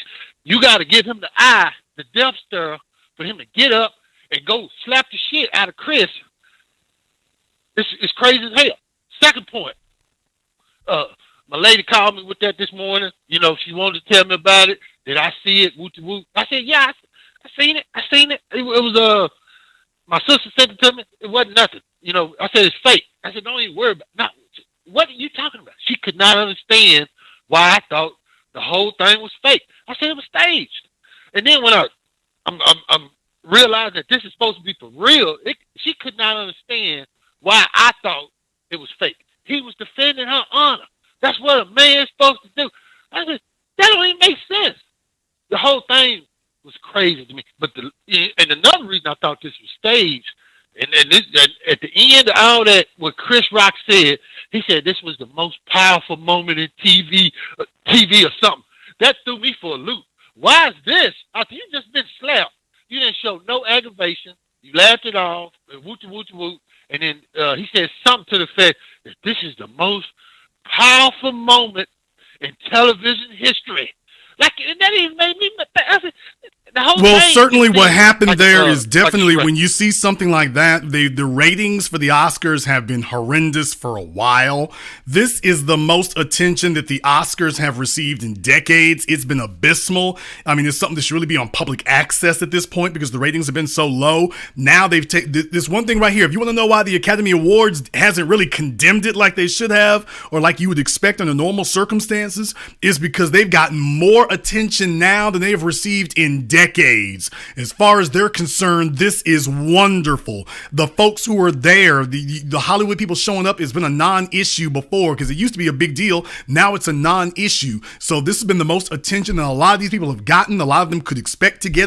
There were a bunch of people I saw like Jane Seymour, some other folk that were getting interviewed about this. So this is the most opportunity for any type of attention that a lot of these people have been able to get in decades. So absolutely true. This has been, I mean, it certainly is a bumper crop for the Oscars. This was certainly not a bad thing for raising the profile of the Oscars because they've tried everything. They've tried everything they can. They brought out every star under the sun. They pulled out every stop and nothing worked. In one evening, all of a sudden, they've taken over the airwaves for it. So I would say that if the goal was to get publicity for the Oscars and to get eyeballs on the Oscars, especially, for example, all they got to do is announce that Chris Rock is going to be hosting it again next year. That's all they have to say. Think about that for a few moments. If the Oscars announce that they're going to bring him back next year, think about what the ratings will be. Thank you very much for giving us a call. Let me get caller from area code 816. You're on live with The Business. What's your name? Where you calling from? This is Apex calling out of Honolulu, Hawaii, by way of Kansas City, Missouri. Apex out of Honolulu. What's on your mind? Yes, well, I disagree. I disagree with you and many of your callers. I have a different view on this. Reputation, right? In the 48 Laws of Power, it says reputation protected at all costs. When Will went up there, that was a culmination. That wasn't just that joke. That was a culmination of months and months of jokes about Will. Oh, years. Years. Not even months. Years of jokes. Specifically tied to this woman. Now, I want to set Jada aside for a second because I don't think, the point I'm trying to make is I don't think he slapped Chris Rock because of Jada. Because when you're married, you're tied to that woman, so she represents you. You know, even if she's behaving badly, that reflects badly on you. So if somebody disrespects her, they're essentially disrespecting you. So he went up there and slapped 5 from Chris Rock, not because of Jada, but because Chris Rock disrespected him. And you know, now I've dealt with things. I went through the Army. I'm in the Army currently, and I went through basic training and AIT. I went in mid-30s, and I dealt with a lot of young kids straight out of high school, right? And through basic training, I challenged a couple gentlemen to fight, to meet me in the bathroom and fight. Nobody took me up on the offer, but they kept trolling. And you know, the old adage, high school never ends. There comes a time where you have to draw the line in the sand. And when I got to AIT, this particular gentleman, he crossed that line, and I had to put hands on upside his head. But I say that to say this. Will Smith did a good thing. He did a good thing for me. He did a good thing for himself. But more importantly, he did a good thing for men, black men in particular, because people troll us on a daily. They troll us constantly. They troll black men. They poke at us in the media. They poke at us. They troll us in real life. And when people see that, no, a black man will slap the taste out of your mouth if you disrespect him. So okay, here's the problem. That's a wrong thing to take from it. That's the completely wrong take to take, because here's the problem. That only counts. That statement you just made is that, well, people troll black men on a regular basis. They troll us on a regular basis. Okay, that only counts if you're talking about the dominant society, because they have power, because their trolling has an effect on you. For a black man to sit up here and bring that energy to another powerless individual, to focus that, you're overlooking white society, because let me tell you, white folk have been doing a whole lot more with Will than that. Remember the guy on the red carpet? White folk have done a whole lot more to Will than that. And not a word. So if the only time that you invoke that type of energy is with another powerless individual, then that's cowardice. Because that doesn't mean, tell me how many white folk in the power structure, tell me how many people in the dominant society, the folks who run Hollywood, you tell me how many of them are saying, "Ooh, boy, you better watch what you do with Will. We got to rethink how we deal with black men." Tell me how many of them are reevaluating that. I suggest to you none. Thank you very much for giving us a call. Let me get caller from area code 650. You're on live with The Business. What's your name? Where you calling from?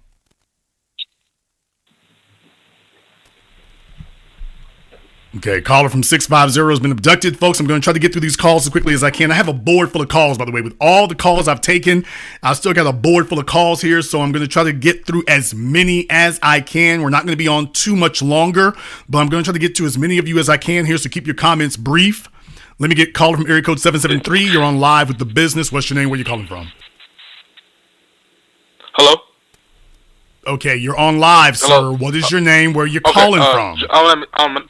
My name is Josh Jason. I'm coming from Chicago, and I was gonna say this is the thing. If it was staged, they did a hell of a good job, because everybody's eating up in hotcakes. If it's not staged, let's face it, Will's not about that life. He's not about that life at all. He didn't do that to Suge Knight. He didn't do that to 50 Cent. He definitely didn't to August Alsina. He's not the type of person. What he did was he picked on another person that was a comedian that was doing his job. Comedians crack on everybody.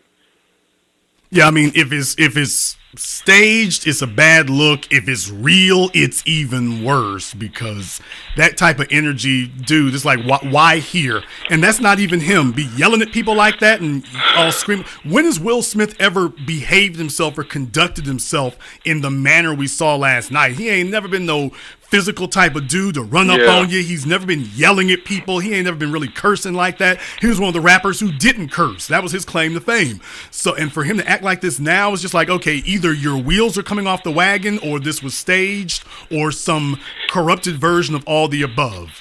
Thank you very much for giving us a call. Let me get caller from area code 929. You're on live with The Business. What's your name? Where you calling from? Yeah, hello. This is Robert from the Bronx. Robert from the Bronx, what's on your mind? Yeah.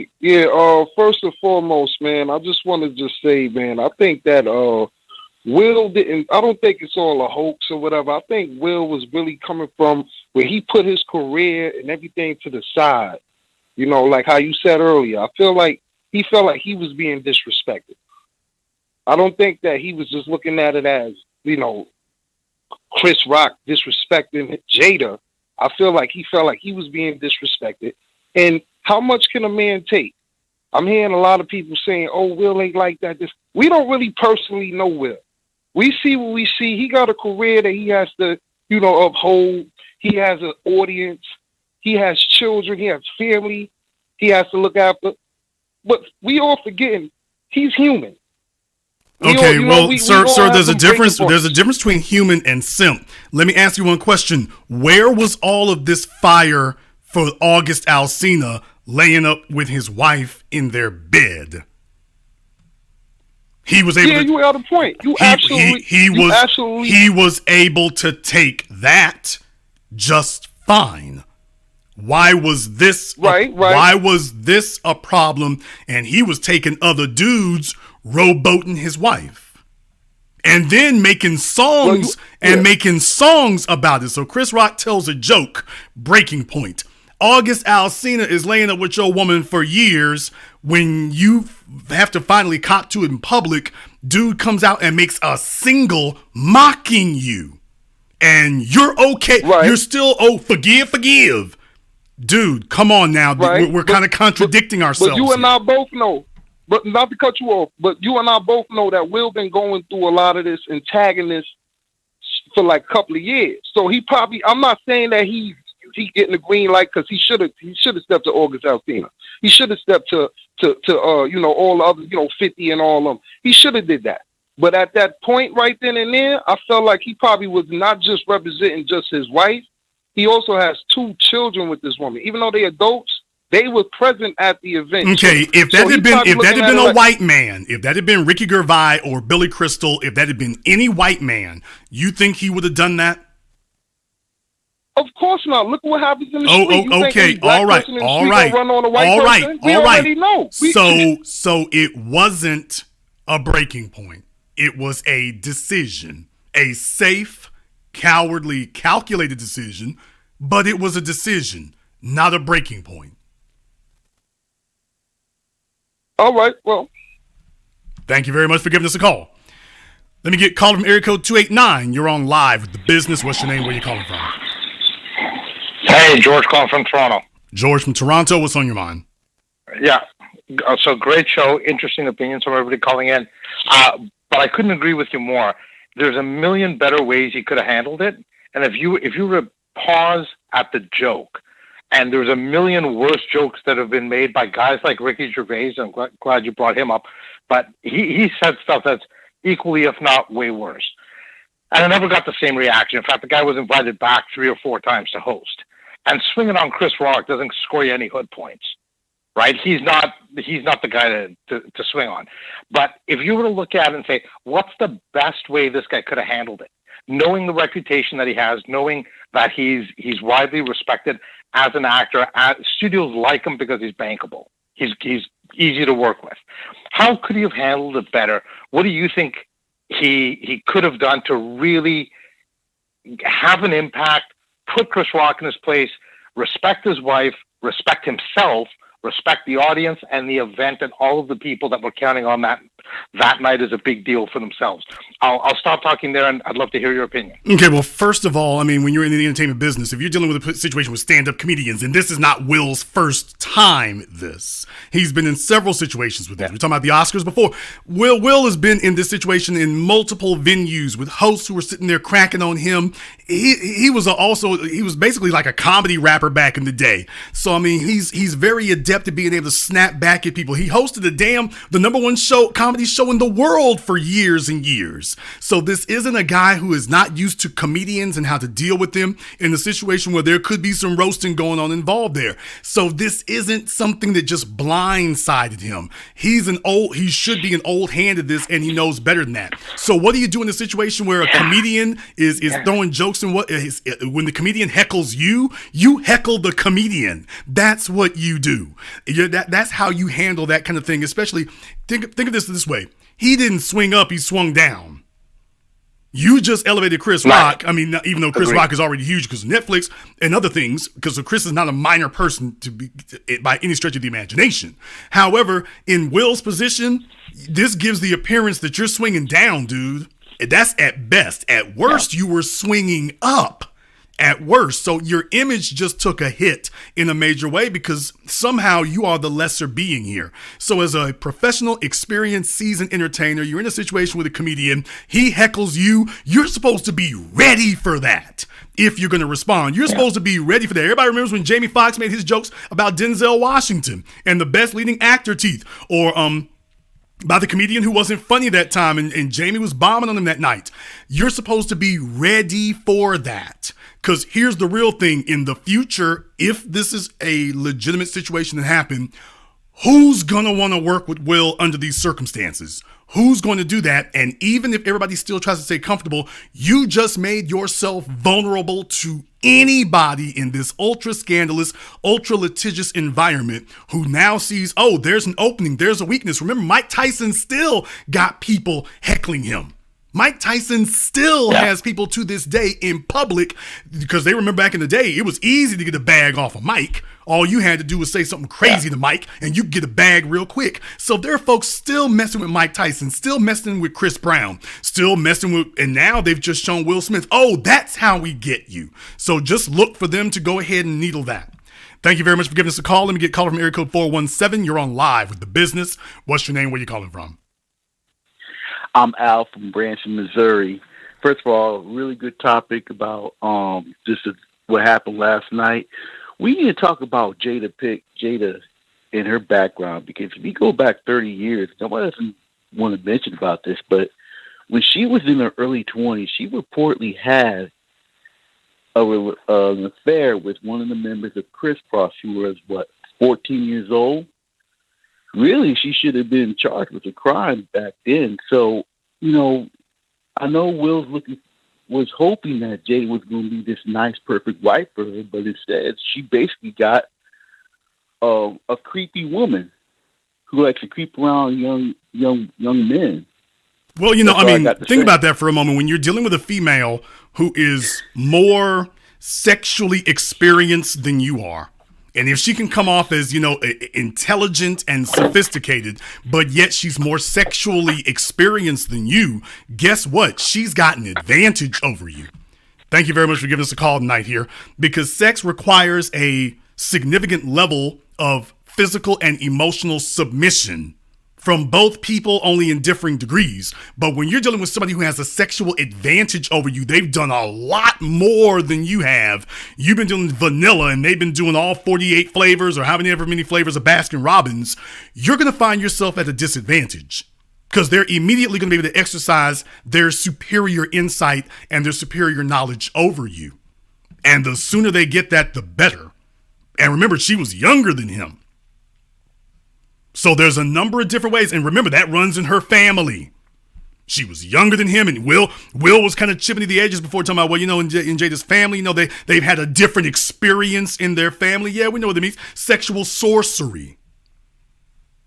They've been breaking out the black book of sexual sorcery for decades in her family. She is well-versed and well-taught, and you can look at the daughter, you can look at Willow, and you can see the culmination of the grandmama and the mama and now the child, who is now the adult. And can't wait to see what this next generation looks like. Caller from area code 773. You're on live with The Business. What's your name? Where you calling from? It's Fitch out of Chicago. Fitch out of Chicago. What's on your mind? Yeah, one of the things that I think that we're looking over is the fact that Will has put himself in this box. His image is what it is. It's not going to change. He's basically took that image to get this money, these blockbuster hits and things like that. And on the way to that show, I think he said, if Chris be on some bullshit, I'm going to go up there and slap the shit out of him. And Jada basically probably said whatever. I think that is the most, if we take this as a legitimate thing, that's probably the most likely scenario, which is they discussed, just before time. And the other thing is, I don't want to cut you off here. I'm going to let you finish your point. The other thing I think is that to take into consideration, was he into it with her before he got there? Because he's on stage and he's giving his acceptance speech and he's talking about family and this, that, and the other, and it makes you crazy. He's talking about family in this really weird, abstract, amorphous way.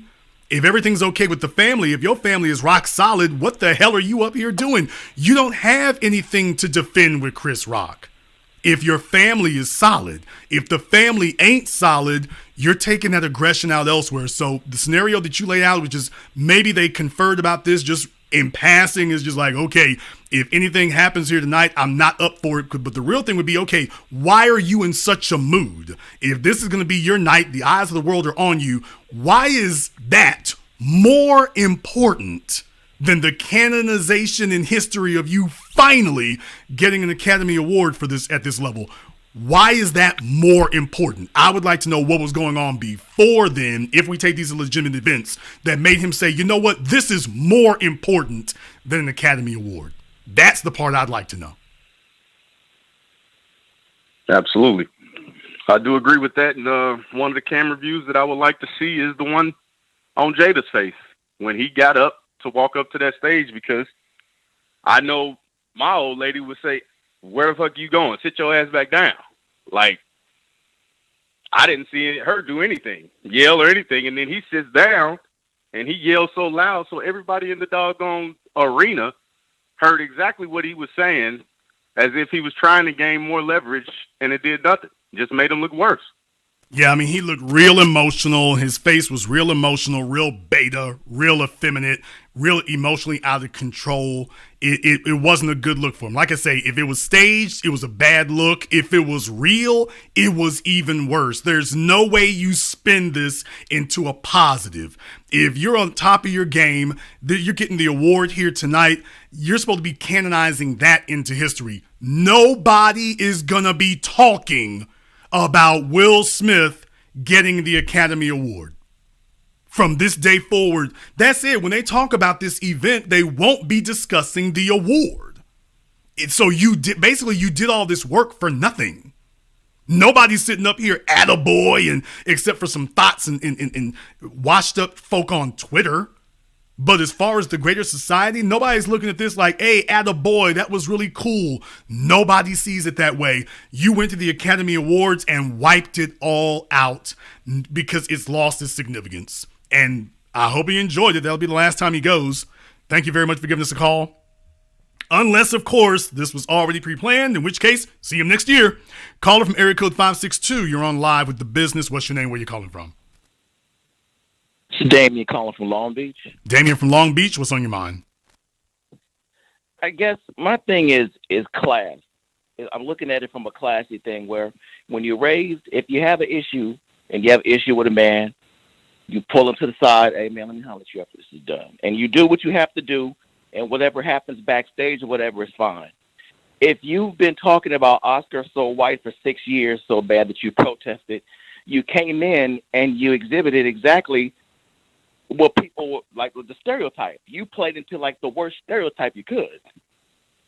So I guess that's what kind of makes me feel like it could have been staged, but I just don't understand what that was. If you felt that deeply about Oscar being so white, why would you come in here and play the stereotypical role? And why would you slap this man instead of playing the masculine role and be like, hey, I need to get it. You're meeting him backstage. I guess it's confusing to me. You know, like I say, brother, if she really had an issue with that, if that was genuine, you all need to go look up Marlon Brando, by the way. For those of you who are not old enough, remember what happened with Marlon Brando when he got his Oscar, and he wasn't happy with that.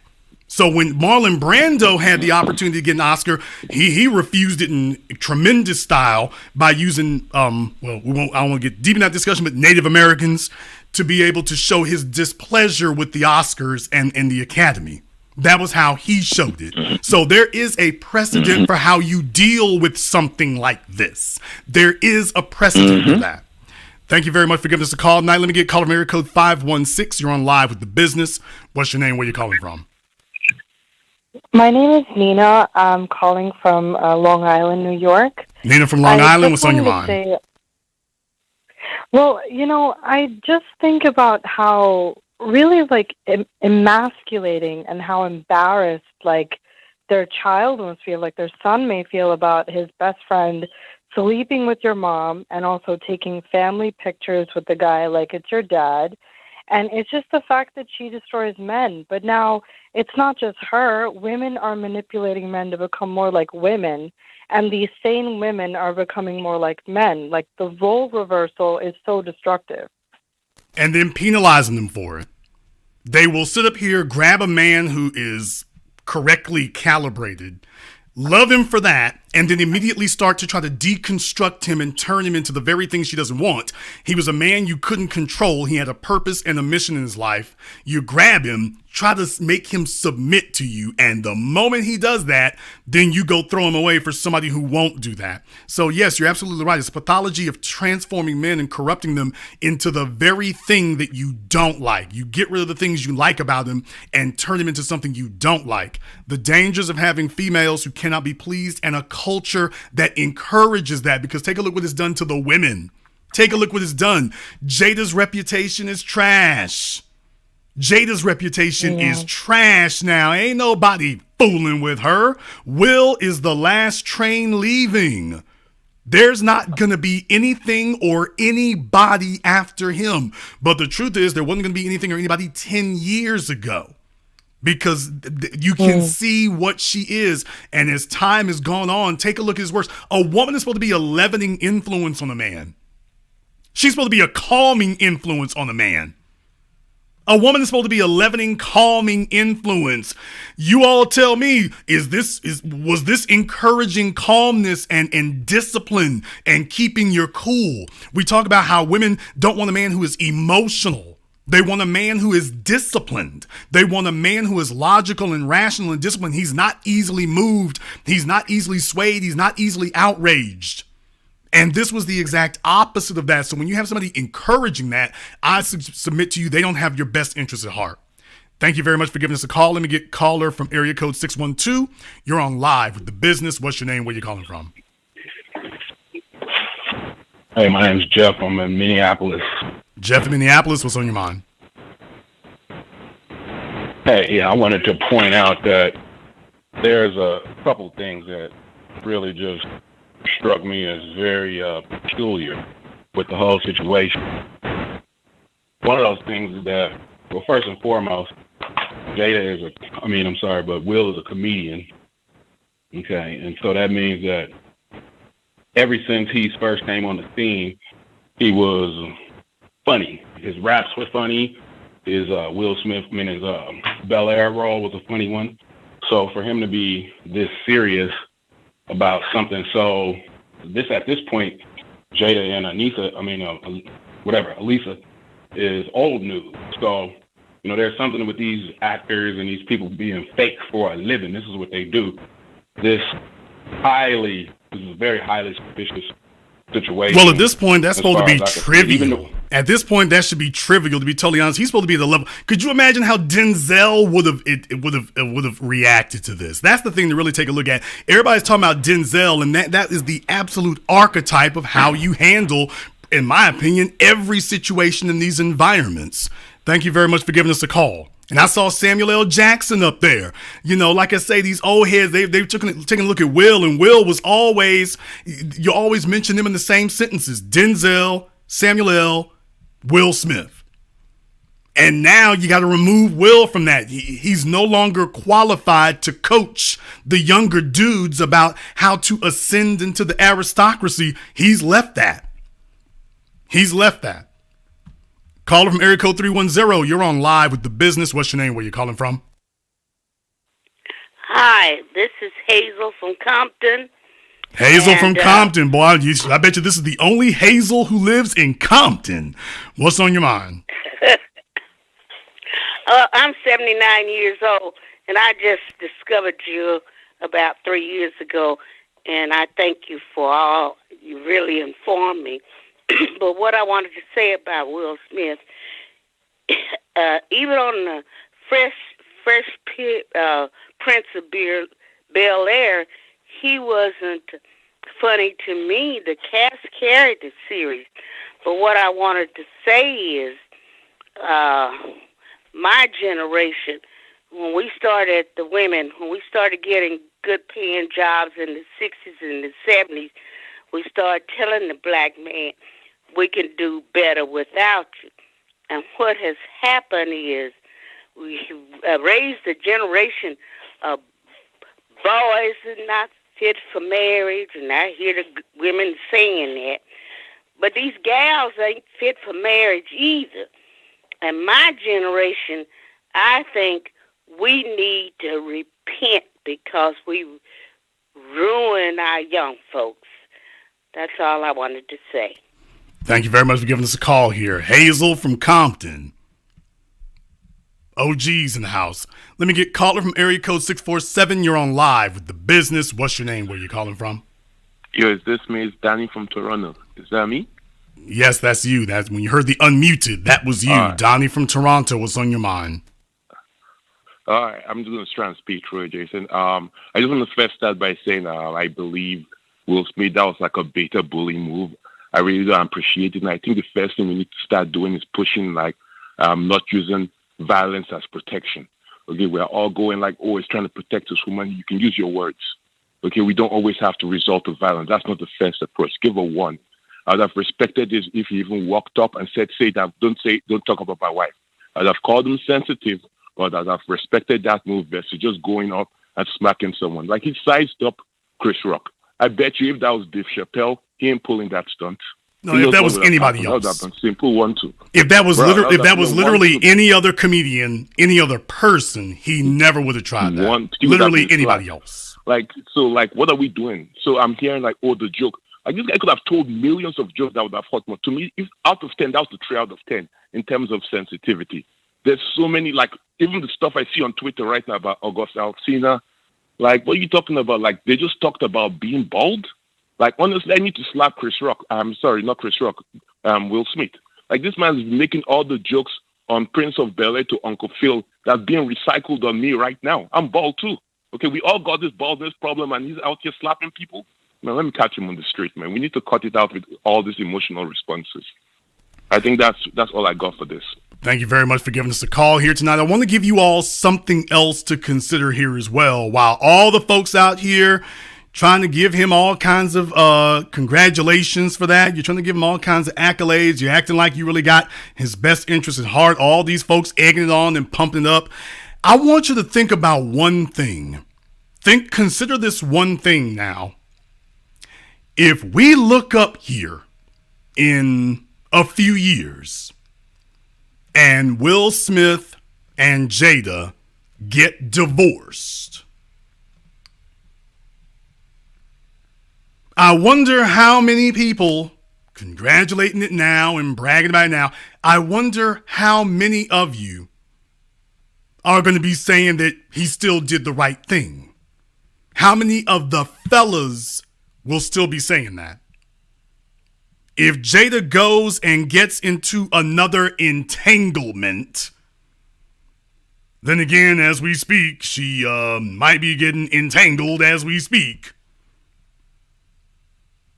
If you all think she's not still texting August, all right. But anyway, if Jada goes off and gets another entanglement, if she goes off and gets divorced, if she goes off and does anything else, if she goes off and does yet another interview emasculating him, allowing other people to mock him, if she does that, how many of the fellas out here, I'm talking to the males in particular, how many of you are still going to congratulate him and say, well, you did the right thing, it don't matter? Because I've had a bunch of guys telling me that it doesn't matter what she does. Now, that's the definition of butt broken.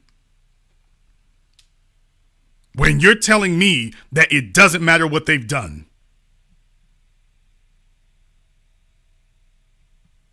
Think about that for a few moments. How many of you are still going to be co-signing it?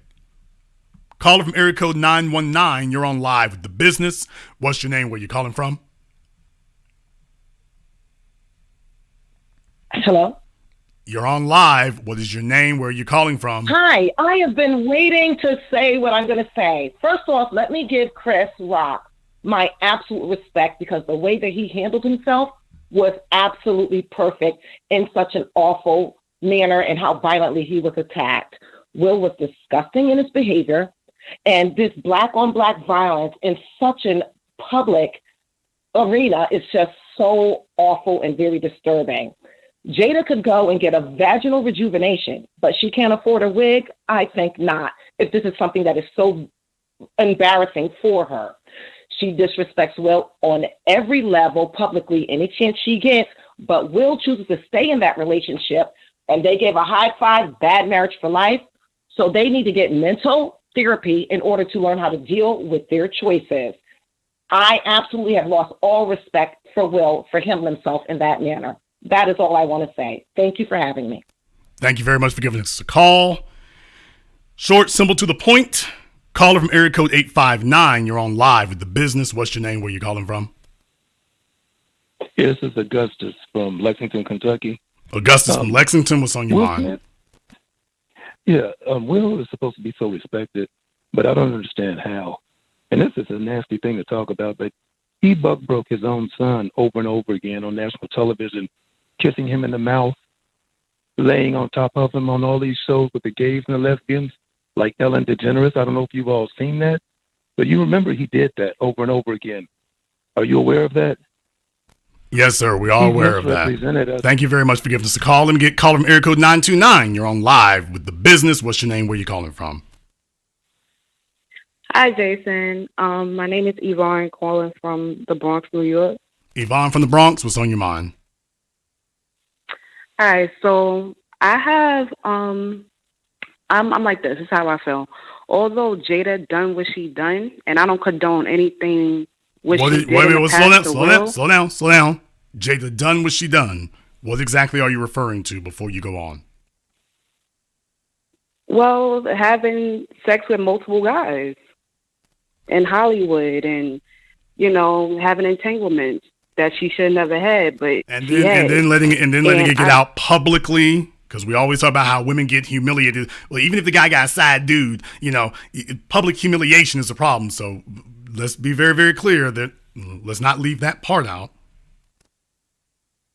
Now you're right, but Will, I feel like Will took her back after everything she done, and I feel like he takes his marriage vows very seriously with her, and I don't think she sees that.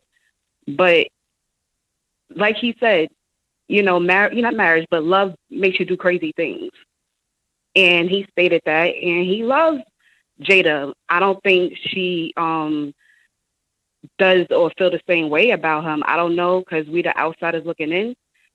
But we don't know what's going on in their personal life. We just know that they was in an open, relationship. And, Will knew that Jada was having sex with multiple guys. And, let's be clear. That version of the story didn't really come out until her escapades became public. So that version of the story never actually hit. We knew some questionable things were probably going on, but that my wife, other dudes can lay on my wife thing, that didn't really get put in front of people from them until after she slipped up. So you really got to question that, because that everybody's taking this, okay, that's damage control.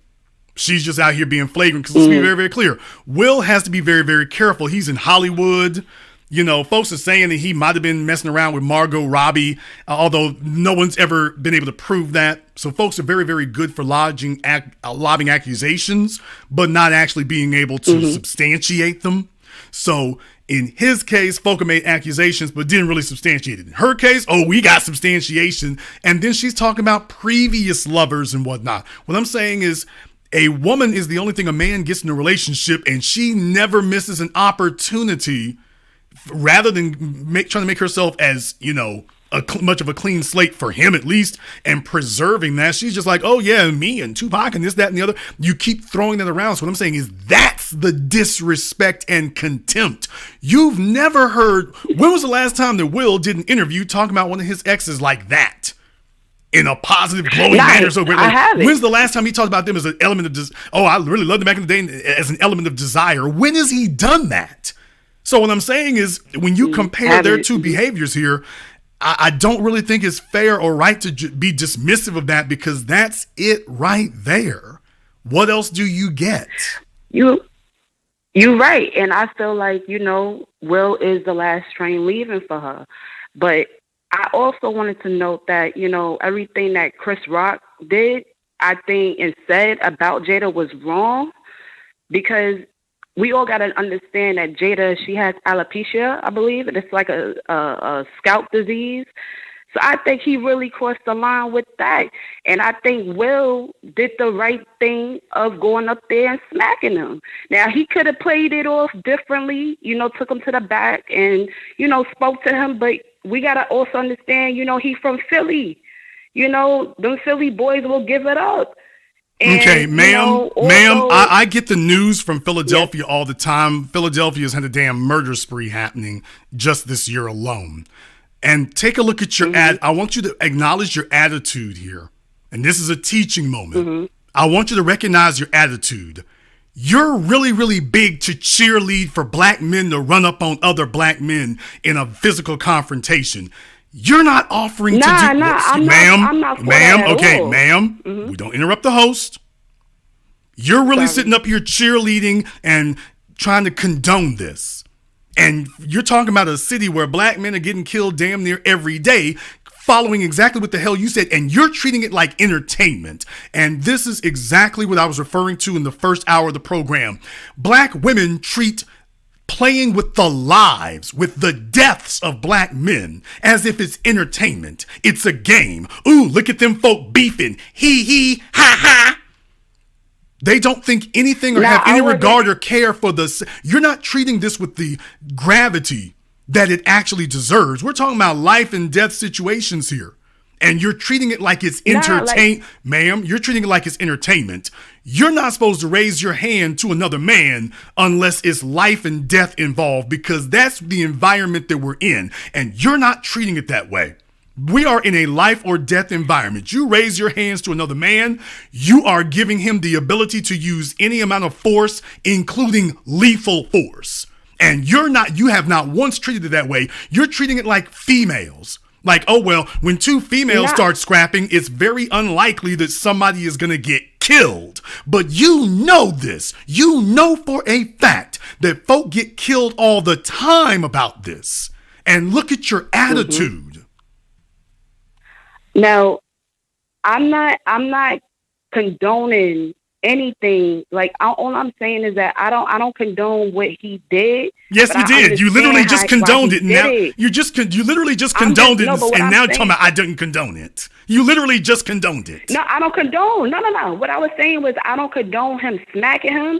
However, he should have. Okay, there y'all go. He should have took Chris to the back and spoke to him. Okay, that wasn't what you said a moment ago. Them Philly boys, they do. Okay, now she's backtracking it. I'll take it. I'll take it that you've been upgraded on this and that you've got a bit of enlightenment for it.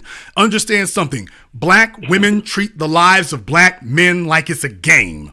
And they encourage black men to go into deadly, dangerous situations for their amusement and for their entertainment. And that's literally the level at which they're treating it. And instead of saying that, wait a minute, I'm here to preserve this man. If he does go into a dangerous situation, it is because it could not be avoided. Because understand something, if this is a real situation here, it ain't even got to be Chris Rock. Let's be very, very clear. See, this is the stuff right here that this immature class of females doesn't take into account because they hate the men and they consider all this to be a game and a joke. Understand something. Tupac and Biggie were the ones who got into it. Biggie didn't kill Tupac. And Tupac didn't kill Biggie. And we can go down the list when you're talking about folk beefing with each other and whatnot. Because I'm thinking about Taxstone. So I'm just saying, you have situations where folk are getting killed out here. And the women are sitting up here laughing and joking about this. When I hear about two black men having a disagreement, as a black male myself who has seen it turn out worse to worse, I don't ever play about that kind of thing because I know it can immediately go from words to shooting or stabbing or getting picked up and dumped on your head and dying. I've seen that. I don't play about this at all in any measure. So when females sit up here and treat this like this is a game, this is the part that really upsets me about this, is females as a group today. Ladies, y'all got to hold this L. Females as a group today treat endangering black men's lives to save their honor. First of all, if your woman's got honor, it's unassailable. That's not something you ever encourage. Listen to me. You never encourage a man to raise his hand to another man unless it is life or death. This idea of, well, if I'm offended, well, they didn't give me guacamole with my Chipotle burrito. And then a man sits up here and is doing a life sentence, and we've got that out here. We have that out here. Okay. Your logic and your mentality leads to that. They didn't give me guacamole. Now he's doing a life sentence. No, that's not my logic. I actually agree with what you were saying. All I was having everybody see from my perspective of what I've seen is that, you know, I feel like he should have did it differently. I feel like he should have took him to the back and like, yo, bro, pull him to the side. Like, you know, that was wrong what you said about my wife. But I'm just saying, we the outside looking in, you know, we don't know what pressure that Will was under, you know, and how he was with these white people, whatever, the high ups. But wait, we know exactly. Okay, let's stop about that. We know exactly, yes, quote unquote, the pressure that Will Smith is under. We know exactly what the damn pressure. This man is in the top 1% of 1%ers. Of course, this man is all the way rich.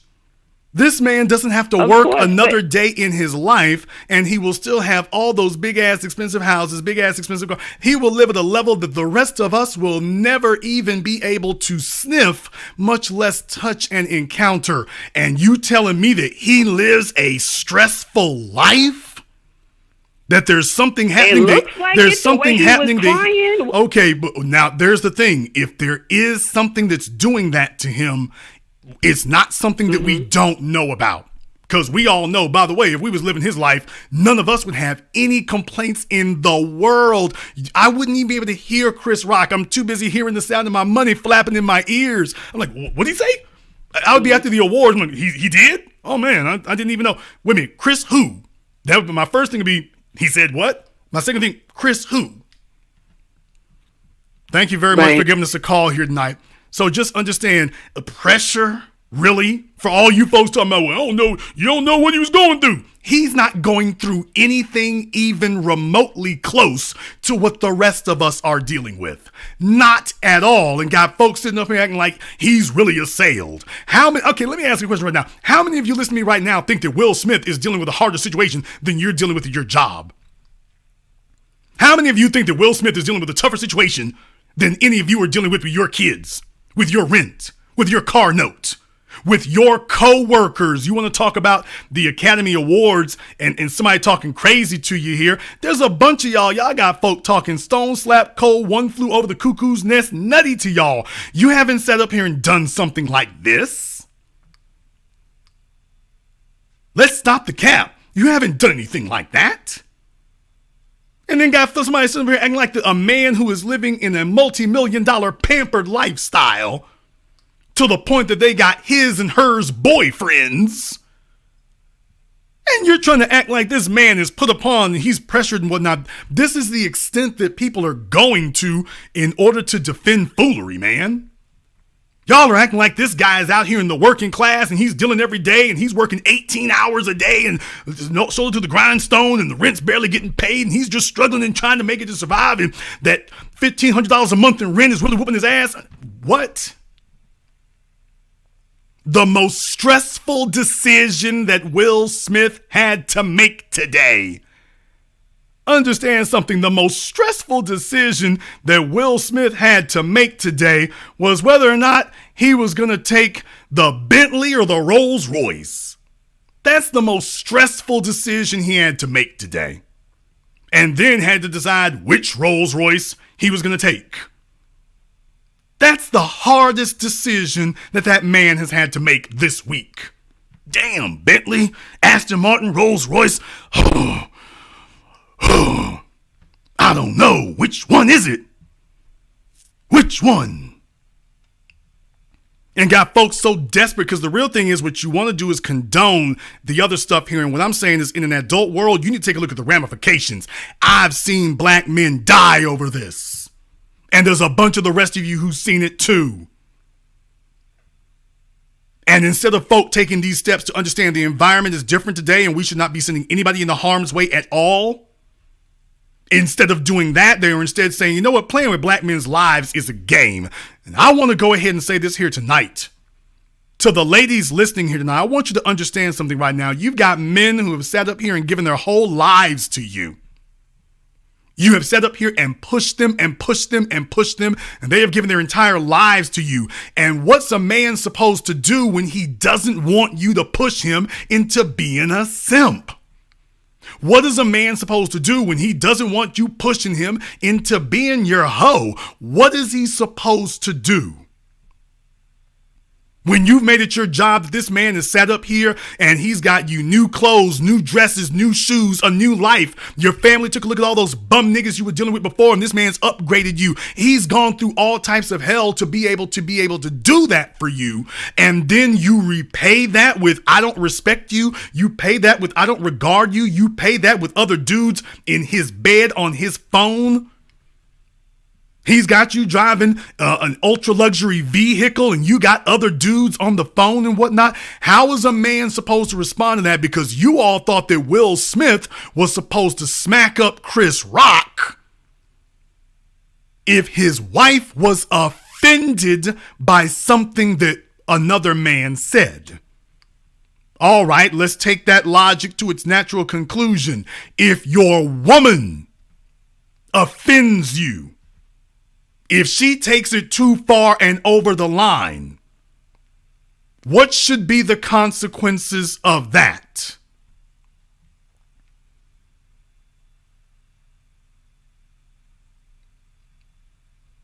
For a man who wishes to keep his dignity and doesn't want to sink into simphood, what should be the consequences of that? If it's good enough for Chris Rock, then is it also good enough for everybody else, the real source that has been emasculating and devastating him? If it's good enough for Chris Rock one night, what about the source of his frustrations that's sitting next to him every single day? Are you going to keep that energy, or is it, well, you know, he got to do that different? 90 seconds.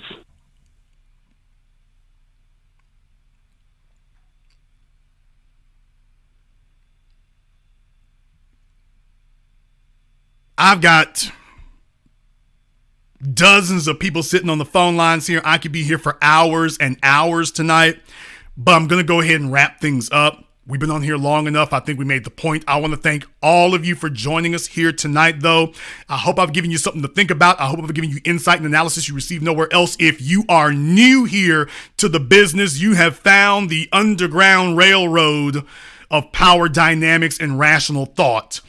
YouTube has us under a shadow ban, so if you did somehow get the pirate signal to come here, click that red subscribe button, click that yellow notification bell, join in with us each and every time. Be watching for that. And if you haven't taken a look in the link in the description, consider joining our Patreon. We have an exclusive program there where I get to talk to people one-on-one in a more private environment, so we definitely want to have you join us for that as well. I want to thank all of you for joining us here tonight. I want to thank everyone who has contributed to support tonight's program on PayPal, Super Chat, Cash App. Thank you very much for your support, and thank you all for tuning in and dropping a like.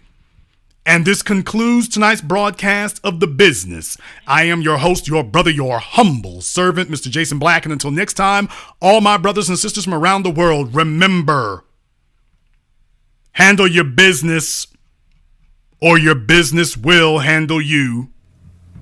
Hello, Jason. It's 7 a.m. Handle your business, or your business will handle you.